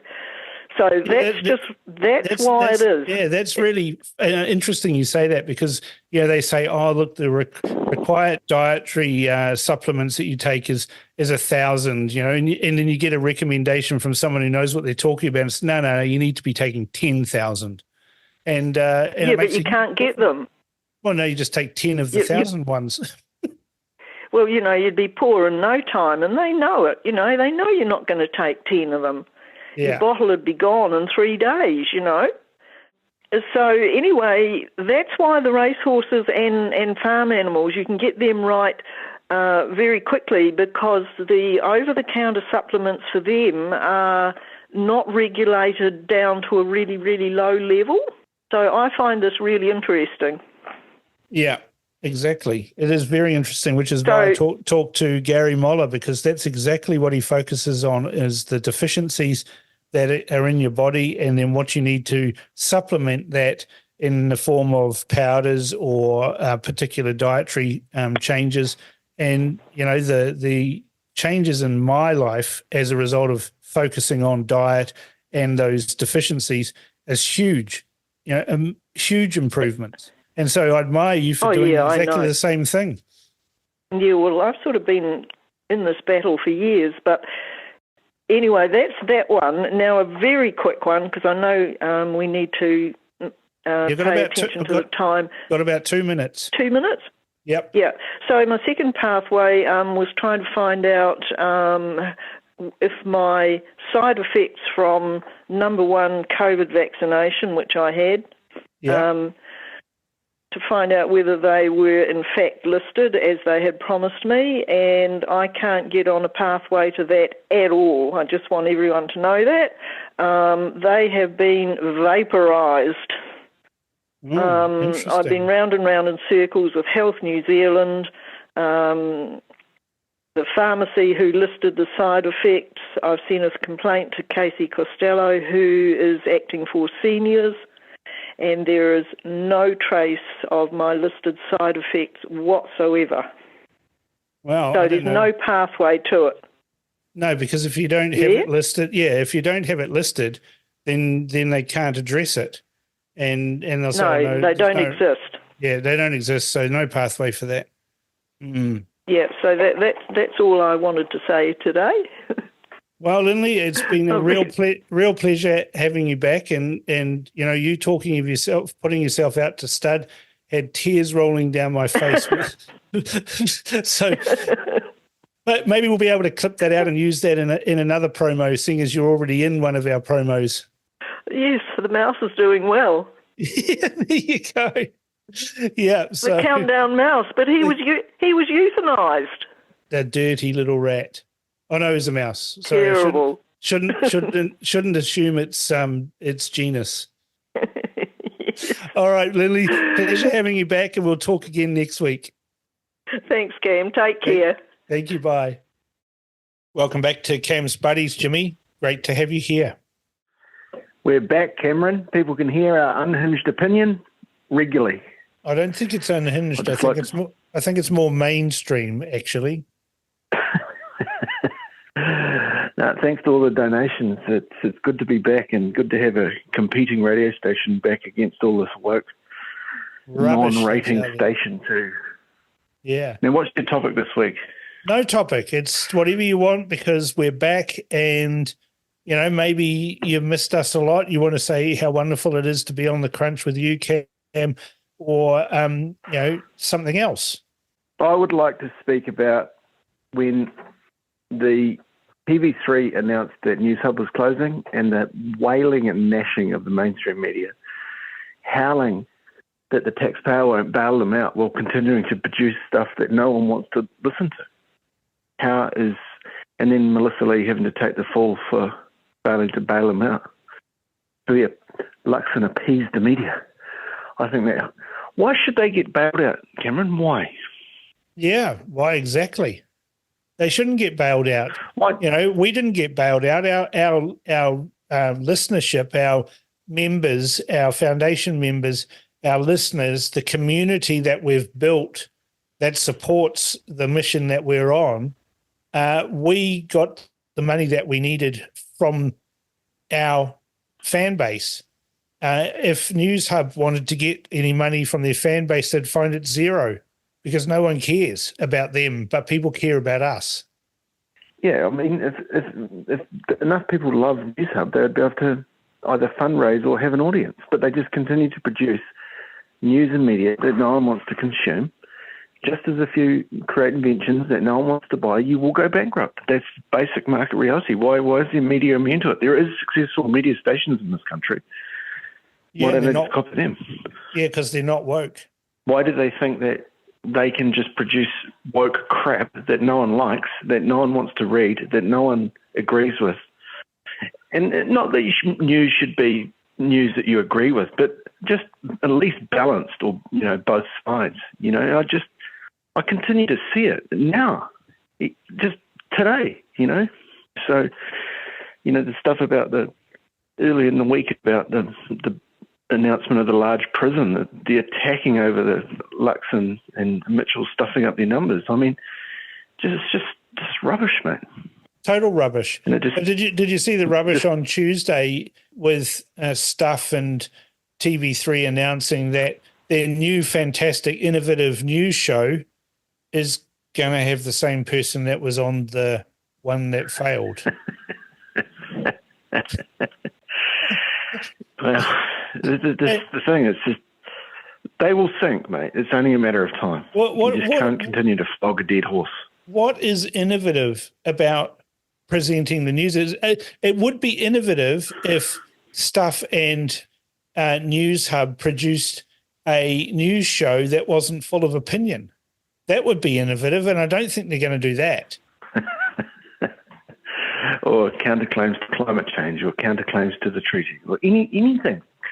But I do see in the news on Tuesday that one of the best ones from News Hub has been snapped up by the biggest talkback station instantly because he had an audience.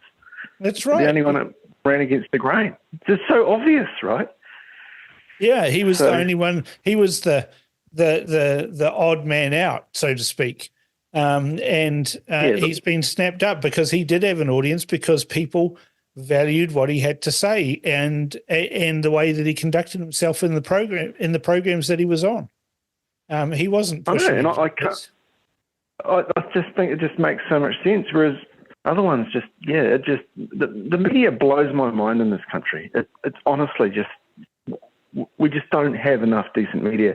And the other thing is when your radio station went off here to fundraise, you could see the joy in the woke on X and in the media talking about rabbit hole radio sinking and blah, blah, blah, blah, blah. They just didn't understand the strategy about fundraising. And they're just so petrified. And now I haven't actually had time this week to look to see the reaction with you guys being back. But I would imagine that they're freaking out. When they call us rabbit hole radio, they forget that for every rabbit that you see above ground, there's 10 underground. Right? So, yeah, it's great. It's great. I've had it gives me an idea. Maybe we should get an AI host and call them Warren. I love it. Anything to stick it to the mainstream. Yeah. All right, Jimmy, I've got Jack on the line coming up next, so I'm going to have to push you off, and we'll talk again next week. No worries, good to be back, Cam. Thanks, mate. Okay, mate. Thanks, Jimmy. Bye. Welcome back to Cam's Buddies, Jack. Good to have you back. Hello, Cam. How are you? That's a song, isn't it? Something about welcome back, Jack, or something like that. Yeah, welcome back. Welcome back. I got a bone to pick with you too. You piked out a lunch on sure Monday, but it was your shout because it was your birthday last week. Happy birthday! Oh, thank you. I have a very valid reason. I've got a job working for an Australian company, and they have these Zoom meetings, which are between 10 and 12 Australian time, which is 12 to 2 New Zealand time. Well, what is it, your mates or your job? Come on, Jack, get your priorities right. I've got to eat. Anyway, I haven't got times are tough. I haven't got a topic for us. You're a cantankerous, curmudgeonly elder gentleman. Surely something's annoyed you in the past week or indeed in the last 4 weeks since we've been off air. Actually, a hell of a lot's annoyed me. Yeah. Where do you want me to start? Anywhere you want. Well, we've got to stop these young thugs breaking into Michael Hill Jewelers. I had a grand plan, actually. You know those when you get an arborist to come round to your house to trim your trees, they have a truck there with a machine behind that mulches all the timber up. Yep. I think what we do is the next time we catch them, we line them up at the back there and offer for them to go either head first or feet first. They're going to go either way. I think you'd only need to do one, wouldn't you? Stop overnight. You'd only need to do one. It's the Lee Kuan Yew sort of effort that fixed the bank robberies in Singapore overnight. They just executed the first people they caught. Yeah, all 11 of them, apparently. Yeah, people tend to not try and break the law in Singapore because the consequences can be anything from, 6 strokes of the rotan on the soles of your feet or 20 on your back. And those aren't pleasant choices. That would be pretty good. Yeah, but we have no consequences for anything here. No, they can burn the prison down and we give them KFC. Yes, exactly. Whereas if I was running corrections and they burnt the prison down, they'd be spending the night under the stars until such time as we got some tents for them, which could take a considerable amount of time. I'd make it years. Well, yeah, I did say time. And I'd make them rebuild the prison. Yeah. That'd be an incentive for them to build the prison quickly.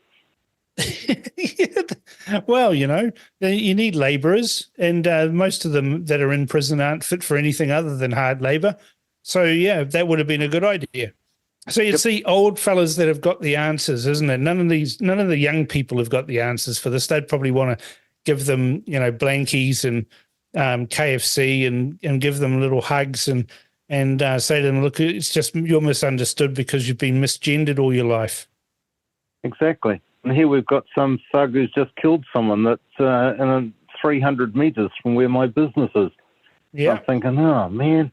And it appears at this stage that they were just innocent people that were shot. Yeah.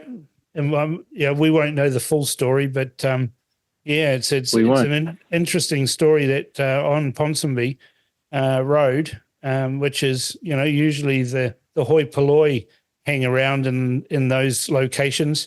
And you've got gunfire and murder happening on a main street in Auckland. So much for making us all safer by confiscating guns off licensed firearms owners. I was about to say that, Cam. All the guys that, had to give up their guns, what was that for? What's this guy doing running around with a pistol? I assume it was a pistol because it was in his little handbag. Well, that's worth mocking anyway, isn't it? A big bloke like him with a little shoulder bag, and he pulls out a handgun. But that's the thing, though. Obviously, a faggot. This was pointed out to Ardern at the time and the lawmakers that all you're doing is shutting the stable door after the horse is bolted, and you're not actually going to stop any crime. You're not going to stop anyone committing offences with firearms because criminals don't follow the law, and the only people who are affected by this are the law-abiding, i.e. licensed firearms owners. And that's proven out to be the case since they had the confiscation of firearms. we've had an explosion in firearms offences. Well, none of them are licensed firearms owners. So having a register, having a law, that requires registration and checks and all of those sorts of things hasn't stopped any crime at all. It's a falsity that the police have pushed on us as citizens, and sadly we lay down and took it. Well, I don't even know why we have any laws at all, because crime's committed by about 1% of the population, and they don't read or obey the law, so 99% do. It's common sense. Most people don't go out to offend others and so forth. They don't want to kill people, maim people, hurt people. They just go about their business. It's the 1% that don't obey the law. So why do we have laws? We don't need them.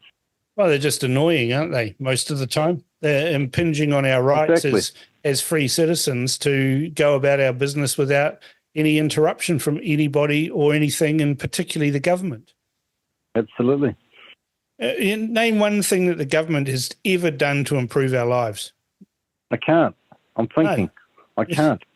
No. That's what Ronald Reagan said in 1986. The 9 most dreaded words in the English language is, I'm from the government and I'm here to help you. Yeah. That's what right. The CAA say all the time. I'm here to make the skies safe. Oh, what a load of rubbish. Yeah, I mean, I would have thought that pilots had a vested interest in making the skies safe, because if they weren't safe or their airplanes weren't safe, they'd soon stop flying. That's why that unless there's a death wish up in the sharp end, which is unlikely, you're in great hands. The guys up there don't want to die. They're doing their best to make sure that no one dies, including themselves. Exactly. It's self-interest. As soon as they replace pilots with robots and AI, we're in real trouble because they won't care. It'll be, a computer says fly into the ground. Yep. I won't be jumping on an aeroplane driven by a robot. No, exactly. Oh, well, Jack, it's been fun talking to you, and it's a pleasure to have you back, and we'll get you back on next week. Thanks, Cam. Take care. I will. Thank you very much. Our text machine is now live. Send us your thoughts by texting your message to 2057. That's 2057. So get in touch with us now.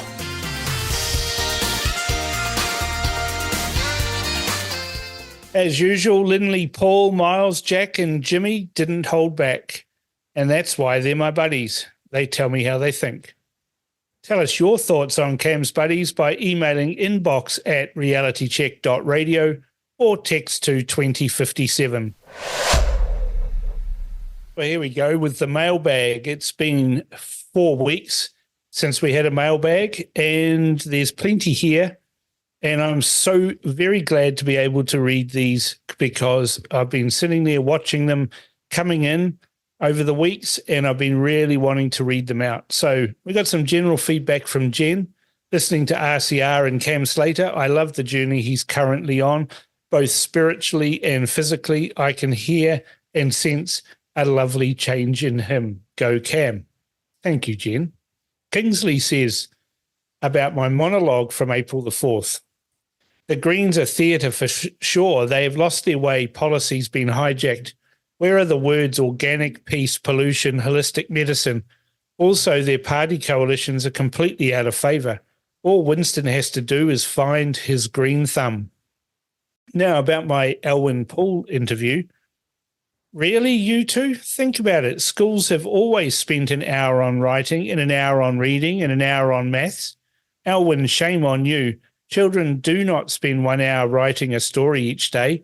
The writing hour is broken into listening, the teacher reads a book or story, speaking, children speak to class, tell a story or news, modelling, teacher or child writes on the board for all to see, discussion, what's good and how it can be better, circle or add nouns, adjectives, etc. And then children go away and write their own stories. And then finally, sharing, when children share their stories, edit, critique. Try fitting all that into an hour. And that was from Janet. Now, Sean, actually, anonymous comment here about Gary Moller. Congratulations, Gary. What a wonderful inspiration you are to us oldies. Keep on peddling. Sean writes and says, hey, Cam, really enjoying the chats with Gary regarding your health journey. One thing I'd recommend adding to the super smoothie would be Ceylon cinnamon, not cassia, as it will help mitigate the insulin response from the whey protein. Unless you're taking post-exercise, then you want the insulin response.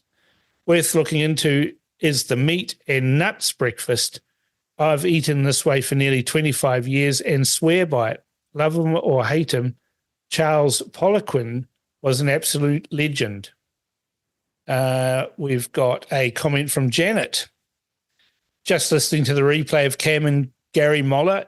Excellent. Thanks, guys. Love your honesty and candor. Take my hat off to both of you for your achievements and successes. Now I've got another one here about Gary Moller saying, Dear Cam, listening to you and Gary Moller, fascinating. Pleased and impressed to hear your health improvements. Quercetin. A friend's mother during COVID had troublesome and debilitating swelling in her legs. Her GP said, normally I'd prescribe you quercetin, but it's been outlawed because of COVID. Paraphrasing, of course. I think we all know why. I could say more, but I'm going to leave it there. Keep it up for yourself and all of us listeners. I always listen to your show. So happy to have the RCR Life Raft in these crazy times. Jenny writes about the interview with John Banks on the 28th of March and says, I'd like to thank Cam for an insightful interview with John Banks and for their support for Israel in its war against the terror group Hamas in Gaza. As a person who is familiar with the history of this region, their comments were spot on. The only thing that I recommend with the next interview with Banksy is ask him how he sees the behaviour of the ACT and national leaders during the protest in Wellington and how they backed up the Ardern regime during the COVID times. This is because Banksy is very appreciative of both of them and completely ignored their despicable behaviour. I waited for Cam to ask this question and was disappointed he didn't tackle him with this hard question. Maybe next time I'll be a little less soft on Banksy and try to challenge him more. Thank you for the very interesting interview. Mike from Foxton, a long time haven't heard from you, Mike, but very pleased to read out this email. Oh my God, the interview with John Banks was superb. I haven't heard such common sense and realistic ideas in ages. I think I told you I was a fan of Banksy years ago, and my estimation of him has only increased with time. I wish we could implement some of his ideas right now. There are a couple of things he said that I'm still thinking on, but what a breath of fresh air he is. Could you please have a few quiet words with Mr. Peters about the pushing of his booster shots of experimental gene theory, and also my standard request, get Marsden Point up and running. Sorry I haven't been in touch for so long, but really buggered my back and I'm still having the osteopath work on me. I've also been getting involved with my VFF group in Otaki. They're a real inspiration and I'm learning to flex my political muscle by sending submissions and asking questions of MPs. We'll try to keep up with your show from now on. P.S. Please say hi to Olivia for me. She is still awesome on the political agenda. And then we received during the hiatus an email from Nick in Japan. And he says, hello, here is confirmation of my donation. I think I'm already a founding member. I have enjoyed your station, particularly The Crunch, which I listen to while I'm at the auction buying cars to go to New Zealand on Saturday afternoons. I also listen to RCR while driving around Japan quite often. Best of luck and hope to hear RCR again soon. Well, Nick, we're back. I'm glad that you're a big fan of the show. And someday I might have to catch up with you and hear what you've got to say about what it's like living and working in Japan. And that's the mailbag for this week.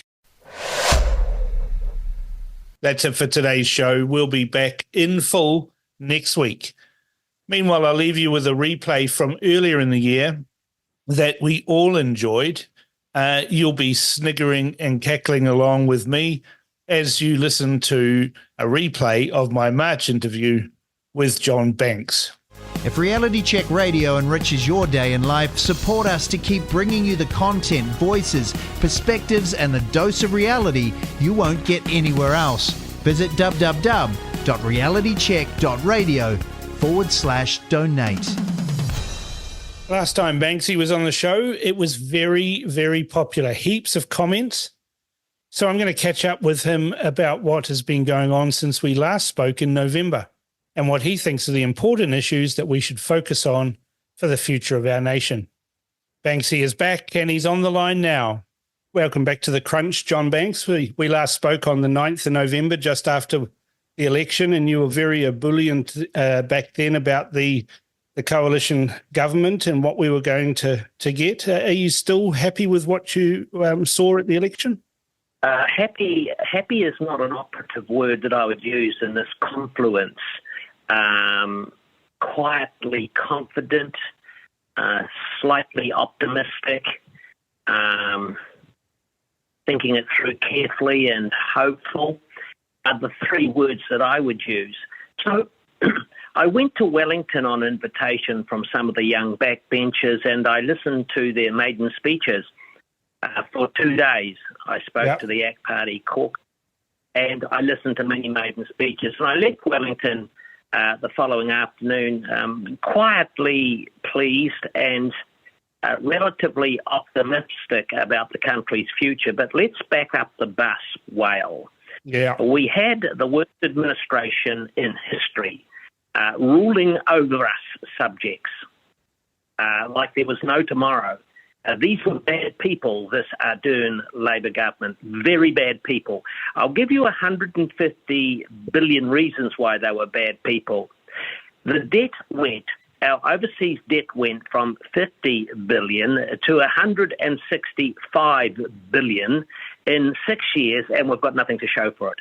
That's why I'm very angry about this last Labor government, and I'm glad the people of New Zealand, the boiled frogs, woke up to the fact before it was too late that their time had to be over for the sake of the future of the country. So when I came out of Wellington after sitting in the Parliament for the first time in 10 years, on the floor of the Parliament, listening intently to the maiden speeches from the ACT Party and from the National Party, I came away optimistic. All in lowercase, please, if you don't mind, Whale. Yeah, but you must have been quite pleased because when you were the ACT Party leader, you were the one who brought in charter schools, and those are back on the table now. Well, they shouldn't just be back on the table. We should be opening the first charter school again the day after Easter in 5 days' time. Because in Whangarei, where we had a charter school where it was mostly young Maori boys who had failed, they had a 98% success rate in NCEA Level 1. And down the road at Whangarei Boys High School, with the same young Maori boys, they had a 40% success rate. So charter schools work. These charter schools we had were working. It was an act of sacrilege that the Labor Party got rid of them, and I can't wait to see them reopen. You've got a personal thing about charter schools too, though, don't you? Because one of your boys went to a charter school. Yes, my boy Alex wasn't doing so well at a very prestigious school, costing me $60,000 a year. So not that it was a money-saving exercise, but that was one of the upsides of taking him out of this prestigious school, which is one of the worst schools in New Zealand, by the way, and putting him into a charter school on the North Shore, the military academy. It turned him around. He popped class and he went into the army, and the rest is history. It turned him around. It's not for everyone, Whale, but there are so many kids failing the system that don't need to fail. And I guess that's why the government we've got now is one that appears to celebrate success rather than have a pity party on failure. Well, I'm pleased about that. I need to tell you, I quite like Lux. Yeah, I think Lux is doing okay. He's doing okay. It's a struggle for him every day, but he's doing okay. Mr. Luxon is giving it his best shot, and he's a good man from a good family. with good values, good principles, concepts, philosophies. And he will do quite well if he lets himself be Lux, be himself. Don't try and be Cam Wallace, the failed chairman of Air New Zealand, the useless fellow that ran MediaWorks. Don't try and be Sir John Key, who was the ultimate street politician, airport politician, very, very at retail politics. Don't try and mimic these people. Lux needs to just be Lux, and he will do very well. That's one thing I've noticed with him is he appears rehearsed and contrived, and it's not the natural person that he is. And I always say this to politicians, when they ask me for advice, I said, just be yourself. Don't try and be someone else. And that's exactly what you're saying as well. Don't try and out John Key. You can't do it. Don't try and be all things to all people. Everyone becomes disappointed. Find your own self and portray that and portray your values, and then there will not be a disconnect between what people are seeing and what they're hearing. Come across as a good man who cares. He can easily come across a good man by standing beside his wife. Yeah, because she is a tower of strength to him, and she is, a tribute to wives, to mothers, and to women. And he just needs to reflect in her quiet glory, get on with life, be humble, stay true to your principles, true to your philosophy, true to any concept you have about governance and the future of New Zealand. Tell it as it is and just get on with the job. And speaking of getting on with the job, I see that the media have, in conjunction with their pals in the Labour Party and the Green Party, have started a campaign to try and get rid of Nicola Willis before she's even delivered a budget promising tax cuts. You've got, that snivelling little communist Simon Wilson at the Herald going on about we need to have more taxes.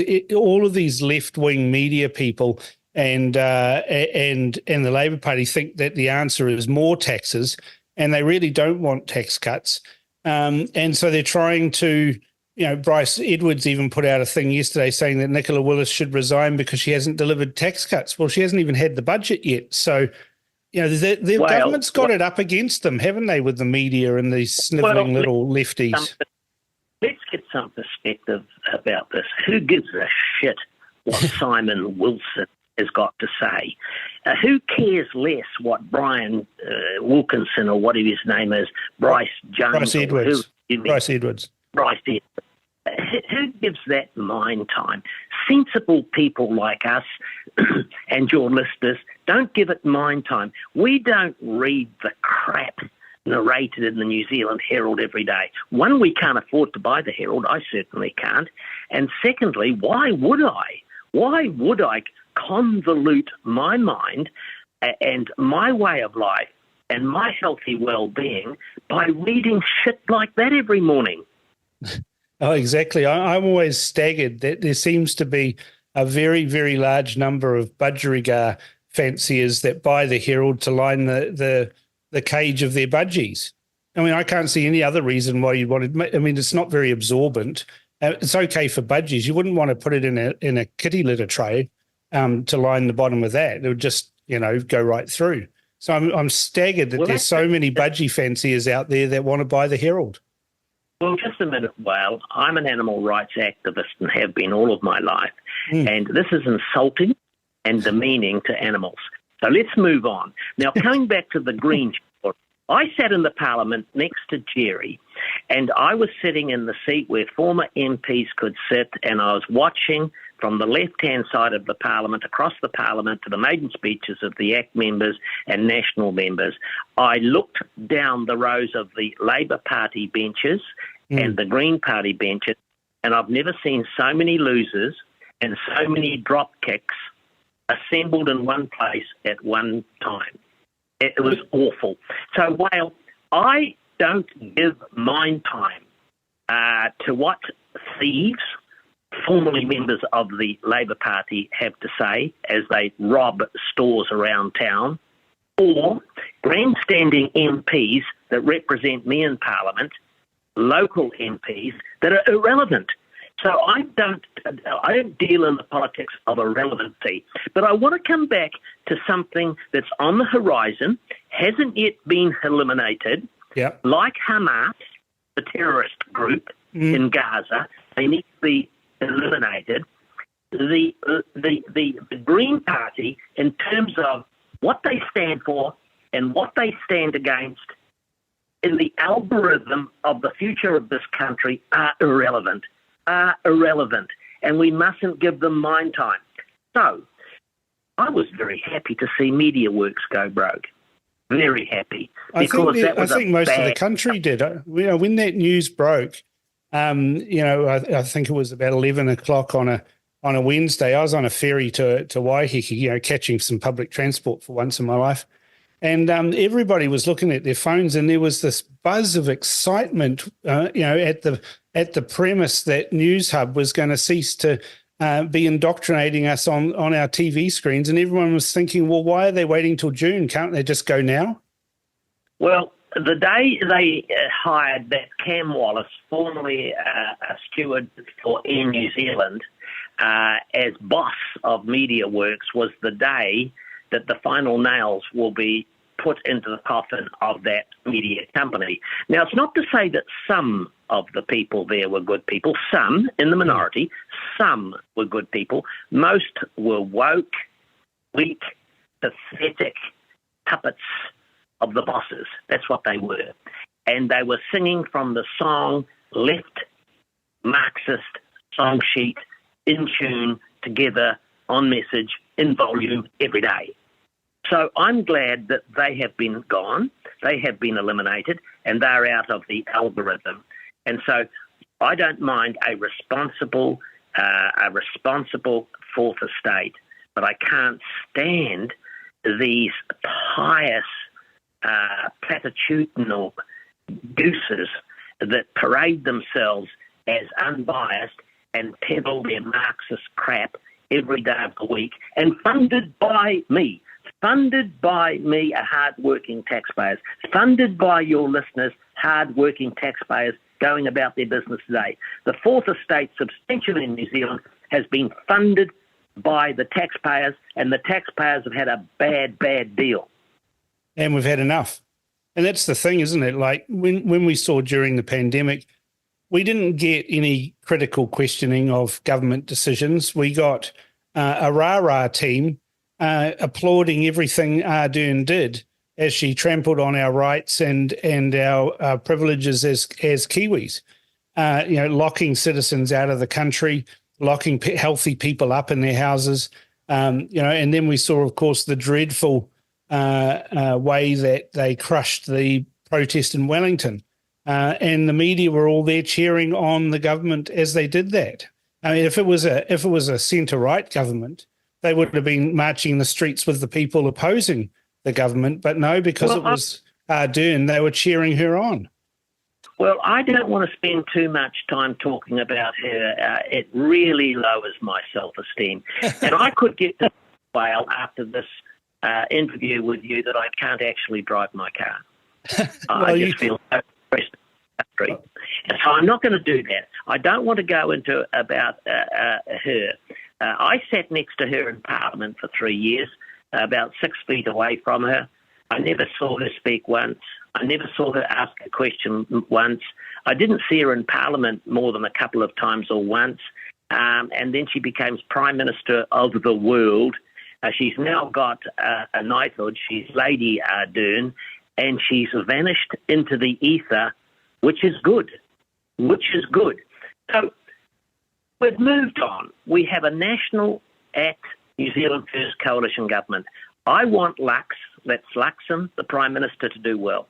I want David Seymour to do extraordinarily well, and I want Winston Peters to excel, because I care about this country, and this country needs turning around, which brings me to a substantive statement, Whale. Yeah. It's It's not a matter of the policies you may or may not have that you may or may not want to introduce or you may or may not be thinking about for the forthcoming budget. It's about slowing down, stopping and turning around the civil service that's going to be the challenge. The civil service is still operating with immunity. It's still on fast track in the direction of oblivion. There seems to be no change in thinking at the top of the civil service. That's why the top of the civil service needs rooting out, including the police commissioner and the big bosses of the government department, all overpaid and mostly Labor supporters. See, I think that when you take over, running the government, you have a change of government, that we should do something similar to what happens in the United States, where all of the heads of departments or people who are responsible, like the Secretary of the Treasury or whatever, are appointed by the incoming government, and the old ones are gassed and given the Don't Come Monday card. And I would have thought, that what the government should have done is said, look, guys, you might have got used to spending hundreds of thousands of dollars, if not millions of dollars, on diversity, equity, and inclusion type policies. Well, we're going to cancel all of that. If you don't like that, well, you can get cancelled as well. But just to give you an example of what's going to happen if you don't play ball with what the new direction of the government is, you're all fired. See you later. And then that would just sharpen the focus of their concentration on doing the job they're supposed to be doing, instead of all this womble stuff and woke stuff that they're doing, that's spending millions of dollars on changing signs and renaming things and all sorts of stuff like that. It's just ridiculous that they think they can sit there and wait out this government so they can get their chosen government back in again. The best thing to do is exactly what you said: root them out, get rid of the ne'er-do-wells, and downsize the civil service back to what it was before Labor got in. Well, let me give you two, for instance, for your listeners. Hundreds of thousands of people that are hanging off of every word this morning. Give me two. I'll give you two, for instances. Phil Goff, who went to Parliament the same day as me in 1981. Yeah. The worst mayor of Auckland we've ever had, including Bruce Hubbard. Even worse than Len Brown. The worst. Len Brown technically, as mayor, got things done. So I've got no criticism of there. What he did in the Ngāti Whātua room and how he left the curtains is not my business. Yeah. But technically, he was quite good. Phil Goff, Auckland debt, Auckland City, wider Auckland Council debt from $4.9 billion to $9.9 billion. That's $5 billion. In 6 years he was in office. He was promoted to the High Commissioner in London, and he's still sitting in Belgravia, hobnobbing it with royalty and everyone else, funded by and paid for by this National Party coalition government. Why hasn't he been given a back-of-the-aeroplane ticket home to New Zealand where he can go and milk his goats on his goat farm at South Auckland and Manurewa? Why doesn't they do that? The next one. Trevor Mallard should do the same. Oh, absolutely. Mallard was the worst speaker in New Zealand's history, and that takes a lot of doing. It takes a lot of beating. You have to beat Jerry Wall, and he was pretty bad, and you were there when Jerry Wall was the speaker. Well, I was. Jerry Wall was at least a decent human person. Yeah. Wall was a good man, notwithstanding his foibles and his speakership. But anyway, he's still over there hobnobbing it with the new Prime Minister of Ireland and living the life of O'Reilly. And he should be put on a plane and brought back. Why are we leaving these people over there in these hobnob positions when they don't think like us, they don't work like us, they don't have beliefs like us, and they're against us? Well, Winston's the foreign minister, and I imagine he's working very quickly to find replacements and to give them that exact message, because I know for a fact that Winston Peters does not like politicians becoming high commissioners or ambassadors. He believes that is a job for professional diplomats and not for, journeyman politicians who are getting a reward for ending their, less than average political parliamentary career. Napoleon said, didn't he, words don't even move the leaves in the trees. Pass me my sword. So Winston this morning should send a missive to Gough and to Mallard. You're on the London Heathrow flight, Air New Zealand, flight number 1, out to Los Angeles tonight, and you'll be back in New Zealand for Easter. Yeah, I agree. Totally, especially with Mallard. So you see, Whale, these are the kind of resolute decisions that I want to see made. I am totally supportive of Lux, of Seymour, and of Winston. I want them to excel for the future of this country, not for me. My future's well past. But for my kids, your kids, and their kids, I want them to do really well. But we've actually got to get some runs on the board. We've got to make progress. There's nothing that will increase Lux's profile publicly and support out there amongst the chattering classes than to get runs on the board. Say to government departments, no more of this Maorification. Get on with representing us as equal New Zealanders, all together and one going forward as one. That's what they should do. And they should repeat these messages in volume over time. You cannot repeat serious messages enough. And you hear me doing it. You repeat important messages and statements loud, in volume, over time, continually. And so we've got to get that message out, because I see New Zealand at the moment still in a state of flux. Yeah. There's a lot of balls in the air. These balls, as they come down for the government, need to be well managed, and we need to be well focused. But I repeat what I said, in case your listeners have just tuned in as they get back from Countdown supermarkets into their cars and turn on their wireless. I repeat what I said. We've got to slow down, stop, and turn around the civil service before we'll see real progress. Yeah, the civil service is actually a drag on the economy. And the economy is what is going to make New Zealand prosperous. It's going to make people's lives better. It's what lifts people out of poverty. Welfare never lifts people out of poverty. It keeps them in poverty.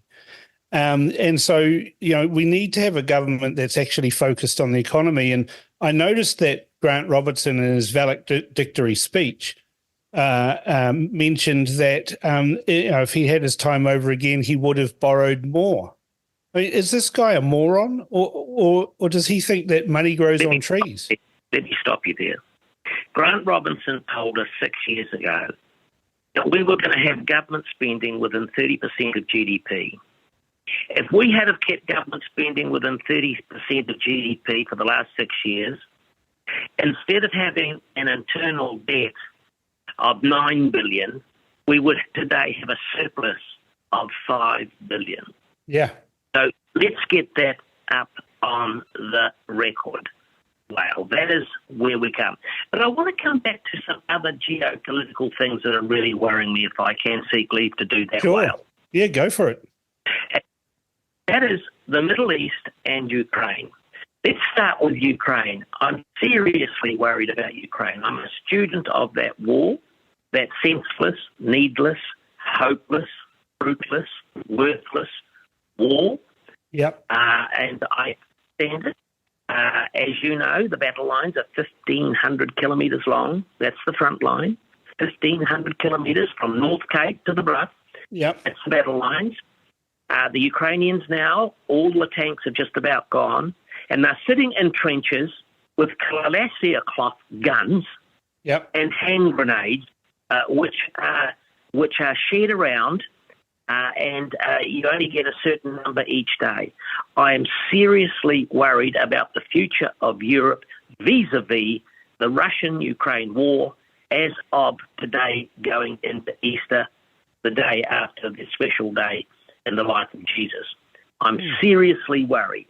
I'm seriously worried about that. I cannot see a victory for Ukraine which defaults to I cannot see a victory for Europe, which defaults to I cannot see a victory for the United States, which defaults to I cannot see a victory for New Zealand in this Russian-Ukraine war. I'm very worried about it. So I want to park that for a sec. That's going to affect us economically, and this country is absolutely flat broke.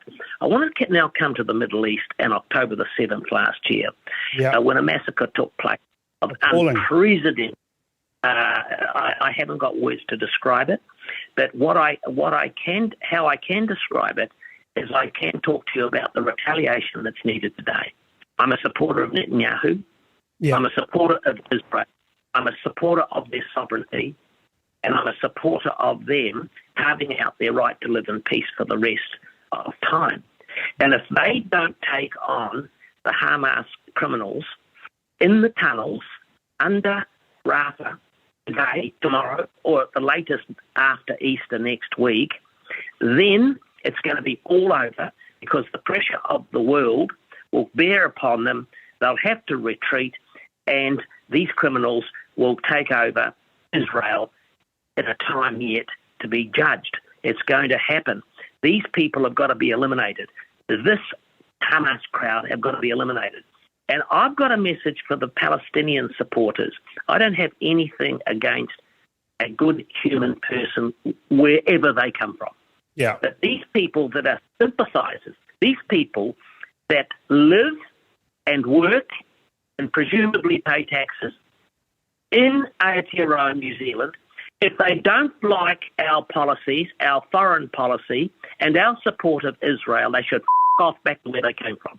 Yeah, that's fairly blunt, but I tend to agree with you on that, Banksy, because that's the thing, right? They've got a right to freedom of speech by living in New Zealand. They can march down the street and chant whatever they like, but they can't accuse Israel of genocide when they're chanting genocidal chants themselves. And let's be perfectly honest here. The chant from the river to the sea means the death of every Jew between the Jordan River and the Mediterranean Sea. Exactly. That's what it means. Exactly. If you look at the history of all the countries around Israel, right? If you look at Lebanon, how many Jews live in Lebanon? None. How many Jews live in Syria? None. How many Jews live in Jordan? None. How many Jews live in Egypt? About 100. How many Jews live in Saudi Arabia? About 100. Right? So if from the river to the sea, they want to cleanse Israel of Jews, that is genocidal and that is a chant.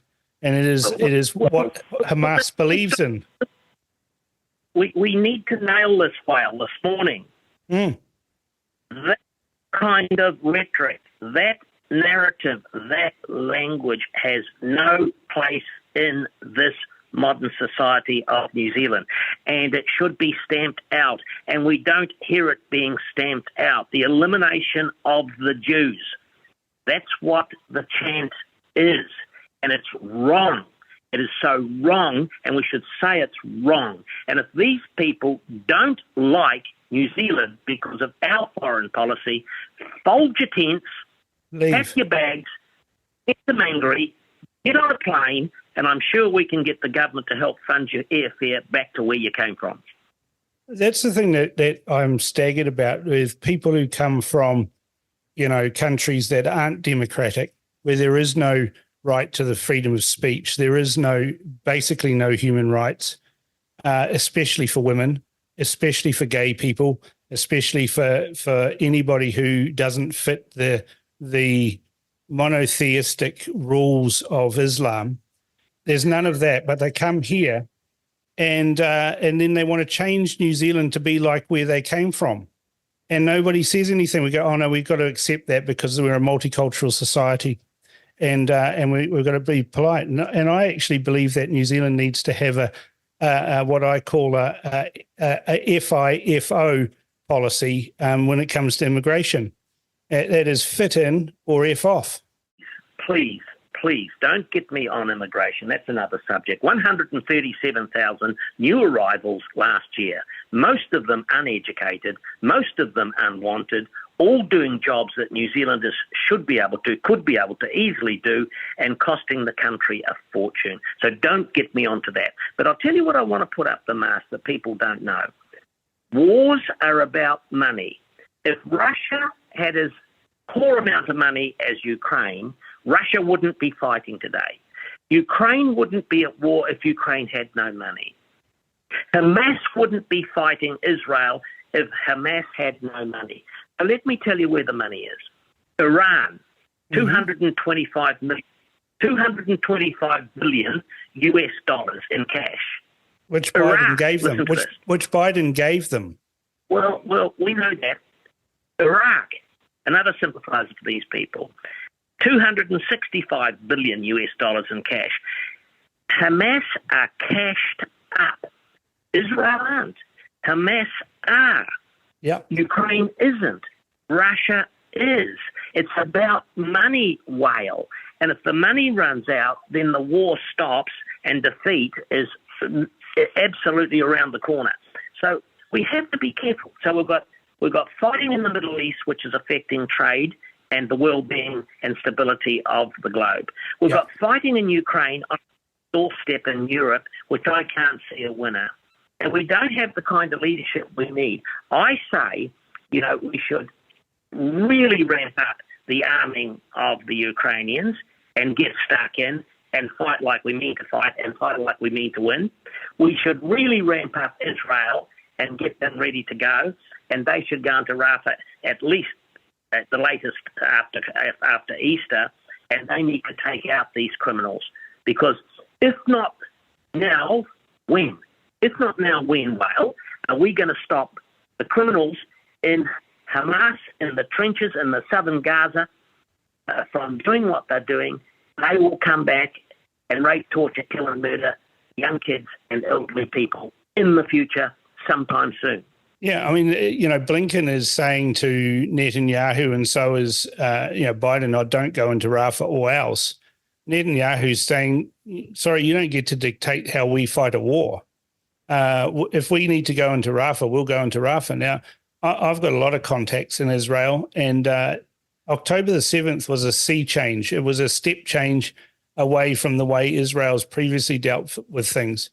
In 2014, I was in Israel and I was getting rocketed and everything out of Gaza when I visited Sderot and some of those, kibbutzes like Be'eri and those places that were invaded by Hamas on October the 7th. I've been there to those places. I've seen, I was sitting there watching the videos that were coming out, and I sat through a 45-minute, presentation of the videos that were taken off the Hamas terrorists, and it was appalling. It was galling. I was speechless for hours after watching the most appalling crimes against humanity. And, I sit there and I think, and I've been talking to these people in Israel, and they're saying, no, we're not going to think that we're just going to, put a fence around and stop them coming in. We need to actually sort this out so it never happens again. And that's why the catch cry is never again is right now. And there is a change in the Israeli mindset. They are not going to tolerate this anymore. And they're going to remove Hamas as the government of Gaza. They're going to assist in the rebuild of Gaza, and they're going to ensure that there is a government put in place in that area that is not indoctrinating the citizens, is not hijacking United Nations organizations like UNRWA. And they've systematically got all of the information, all the data on UNRWA and all of the things that they've been doing in the schools and the health system and everything. And they're going to make sure it doesn't happen again. And they don't care what the United States thinks, and they don't care what the UK thinks. They care about their people. Well, let's move it from that side of the world to this side of the world. Two questions, Whale. Yeah. Why is it that there are no other countries around Gaza that want to take these nice people? Why? The Egyptians have got, this is the thing that we saw Douglas Murray last week in an interview with the BBC, and the BBC interview was saying, Israel has a fence around Gaza. and they're not letting aid in. And he said to him, well, there's another country that has a fence around Gaza as well. It's Egypt. How come you don't mention them? And Egypt's fence is actually more intimidating than what the Israelis had. But nobody ever mentions Egypt. They've got several tank battalions and troop battalions on the border of Gaza in Egypt, making sure no Palestinians come into Egypt. But nobody says anything about that. Well, I wonder in this valuable time that we've got left today, we could turn our attention to the war at home. Yeah. The war at home. We do have a war at home. We have a war at home. And I want to start with the war on our traditional faith, our beliefs, our spirituality, our values, and the morality of New Zealand Incorporated, which is under stress, at war, within itself, and losing. We now live, Whale, in case you don't know, in a post-Christian, heathenistic society where anything goes, where there are no values, there are no principles, there's no right, there's no wrong, there is them, and there is us, and we are losing, and we are divided, and we are broke, and we're losing our sovereignty. Yeah. That's the war we need to fight at home, Whale. Do you understand? Oh, no, I totally understand. I mean, you and I grew up, you're a little bit older than me, obviously, but we grew up in a society where we had a true egalitarian New Zealand society where Jack was as good as his master. And, we had equality of opportunity in New Zealand, and people could work hard and get ahead. They could buy a house. They could do all these things. Well, systematically over the last 30 or 40 years, and I think it goes on, maybe a bit longer than that, systematically those values have been eroded. We've got the bizarre situation where we have government organisations that are taking political positions on things that shouldn't matter to them, like, for example, whether or not Arthur can decide to call himself Martha, and we should go along with the delusion that Arthur is Martha. Back in your day, back in my day, we'd say, oh, don't be stupid, Arthur. But now we're told that men can compete in women's competitions in sport, and that's okay. Well, it's not okay. There's a reason for having men and women's sports, and just because some bloke wears a frock and decides to call himself a girl's name doesn't make him a woman. You see, the moral fabric of the country has disintegrated. We have no direction driven by values and principles, doing the right thing and doing things right. We don't even teach it in the schools, Whale. No. We can't go back.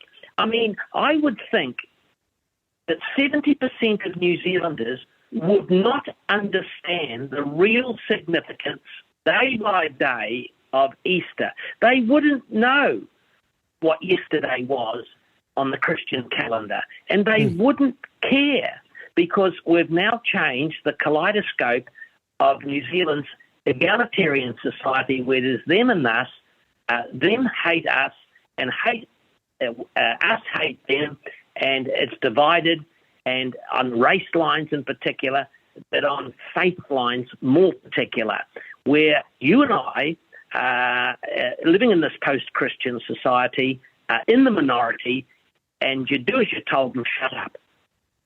Yeah, but it's by design. This is what I used to call creeping socialism, right? This is by design. It is a tactic that has been used over and over and over again of dividing society into silos, pitting one silo against the next silo. It's convenient because it keeps the masses disheartened and dispirited, and then they can't unite for a common goal. And we see the polarization, particularly in politics, where everything the Labour Party says is good and everything the National Party says is bad, or vice versa. The National Party is just as bad as the Labour Party when it comes to things like that. But the left have a resolve. They have a drive to control society that the right doesn't have, or even the centre doesn't have, especially in the centre where there's a prevailing attitude of that we should go along to get along. And that is ankle tapping our society. It's ankle tapping our future, and it's giving in to the under the guise of diversity to a monoculture where everyone has to agree with what the state says. And this is why we see a prevalence of the state stepping into our society. We saw that during the pandemic. We saw the government, telling healthy people to stay at home. We were told, that you couldn't go to a restaurant unless you had a pass. We were told that the unvaccinated were horrible people and they should be discriminated against. And then when you layer on the racism and of Maori versus the rest, layer that on top of it, you've got divisions in society where people are fighting each other, and all the politicians and those in control and the elites are rubbing their hands with glee saying, yes, it's worked. Well, let me leave you with this, Whale, as I go out and earn some money and pay some tax so that other people can live in a style that I'd like to become accustomed. Let me leave you with this thought. People often say to me, "Oh, John, where did you get your energy from, and why did you do this, and how did you do that, and whatever success you may have had, how do you attribute that, and what happened to you?" I just want to say and leave you with one thing, Whale, to think about. Firstly, thank God for the Salvation Army. If it wasn't for the Salvation Army that would pick me up on a Sunday morning and drive me 16 miles to Sunday school, provide us with jelly after Sunday school, and then drive us 16 miles back to where we lived, and taught us the difference between right and wrong and good and bad and evil and righteousness and doing the right thing and doing things right, I wouldn't be where I am today. So thank God for Sunday school. You're not going to hear this from any of your other interviewees in a short time. What? Thank God for Sunday school. I'll say it again. Thank God for Sunday school in a Christian church with a faith that belonged to the Salvation Army that took me there every Sunday as a kid. That's what I say. And I know it's hackneyed, and I know it's old-fashioned, and I know that there could be a charge of treason or something else that could be laid against me in this post-Christian time, in this hedonistic country we live in, that, we've got to get back to some very simple faith-based principles of how we should live and where we want to take the future. I agree with you. I've been through some challenges in the past, couple of years or few years, with a stroke and all sorts of other things. And every morning I wake up and I thank God that He's in my life. Makes a huge difference to how I can cope with the challenges ahead and how I've coped with the challenges in the past. And I'm never going to resile from that. I'm never going to resile from my faith about what I believe. And I'll use every opportunity I can to tell people what the good news is. And Easter is a perfect time for that. And this show is tomorrow morning people are going to be waking up on Good Friday, and as you say, most New Zealanders won't even know what Good Friday is, but I do, and you do, and that's what's important. And we tell people what that means, and we tell people what Easter Sunday means. So. I still have hope for New Zealand. I have a whole lot of, energy to see New Zealand become a better place. I'm totally opposed to polarization and division and all of those things. I learned the evils of that the hard way, and people like you and people like me can make a difference as long as we keep talking. As soon as we go quiet, they win. Well, Whale, I leave you on this note. I salute you. You are the son of a king, and you are living in the kingdom, and you're grateful, you're blessed. And I just think about some of the great things that have happened to me in my life, and I'm very, very grateful. And one of them is knowing you and your family, and we're thinking of your father, at this difficult time for him and his life. But hey, we're not fearful of the future. Talk soon, Whale. All right. Thank you very much, Banksy. Appreciated you coming on The Crunch again.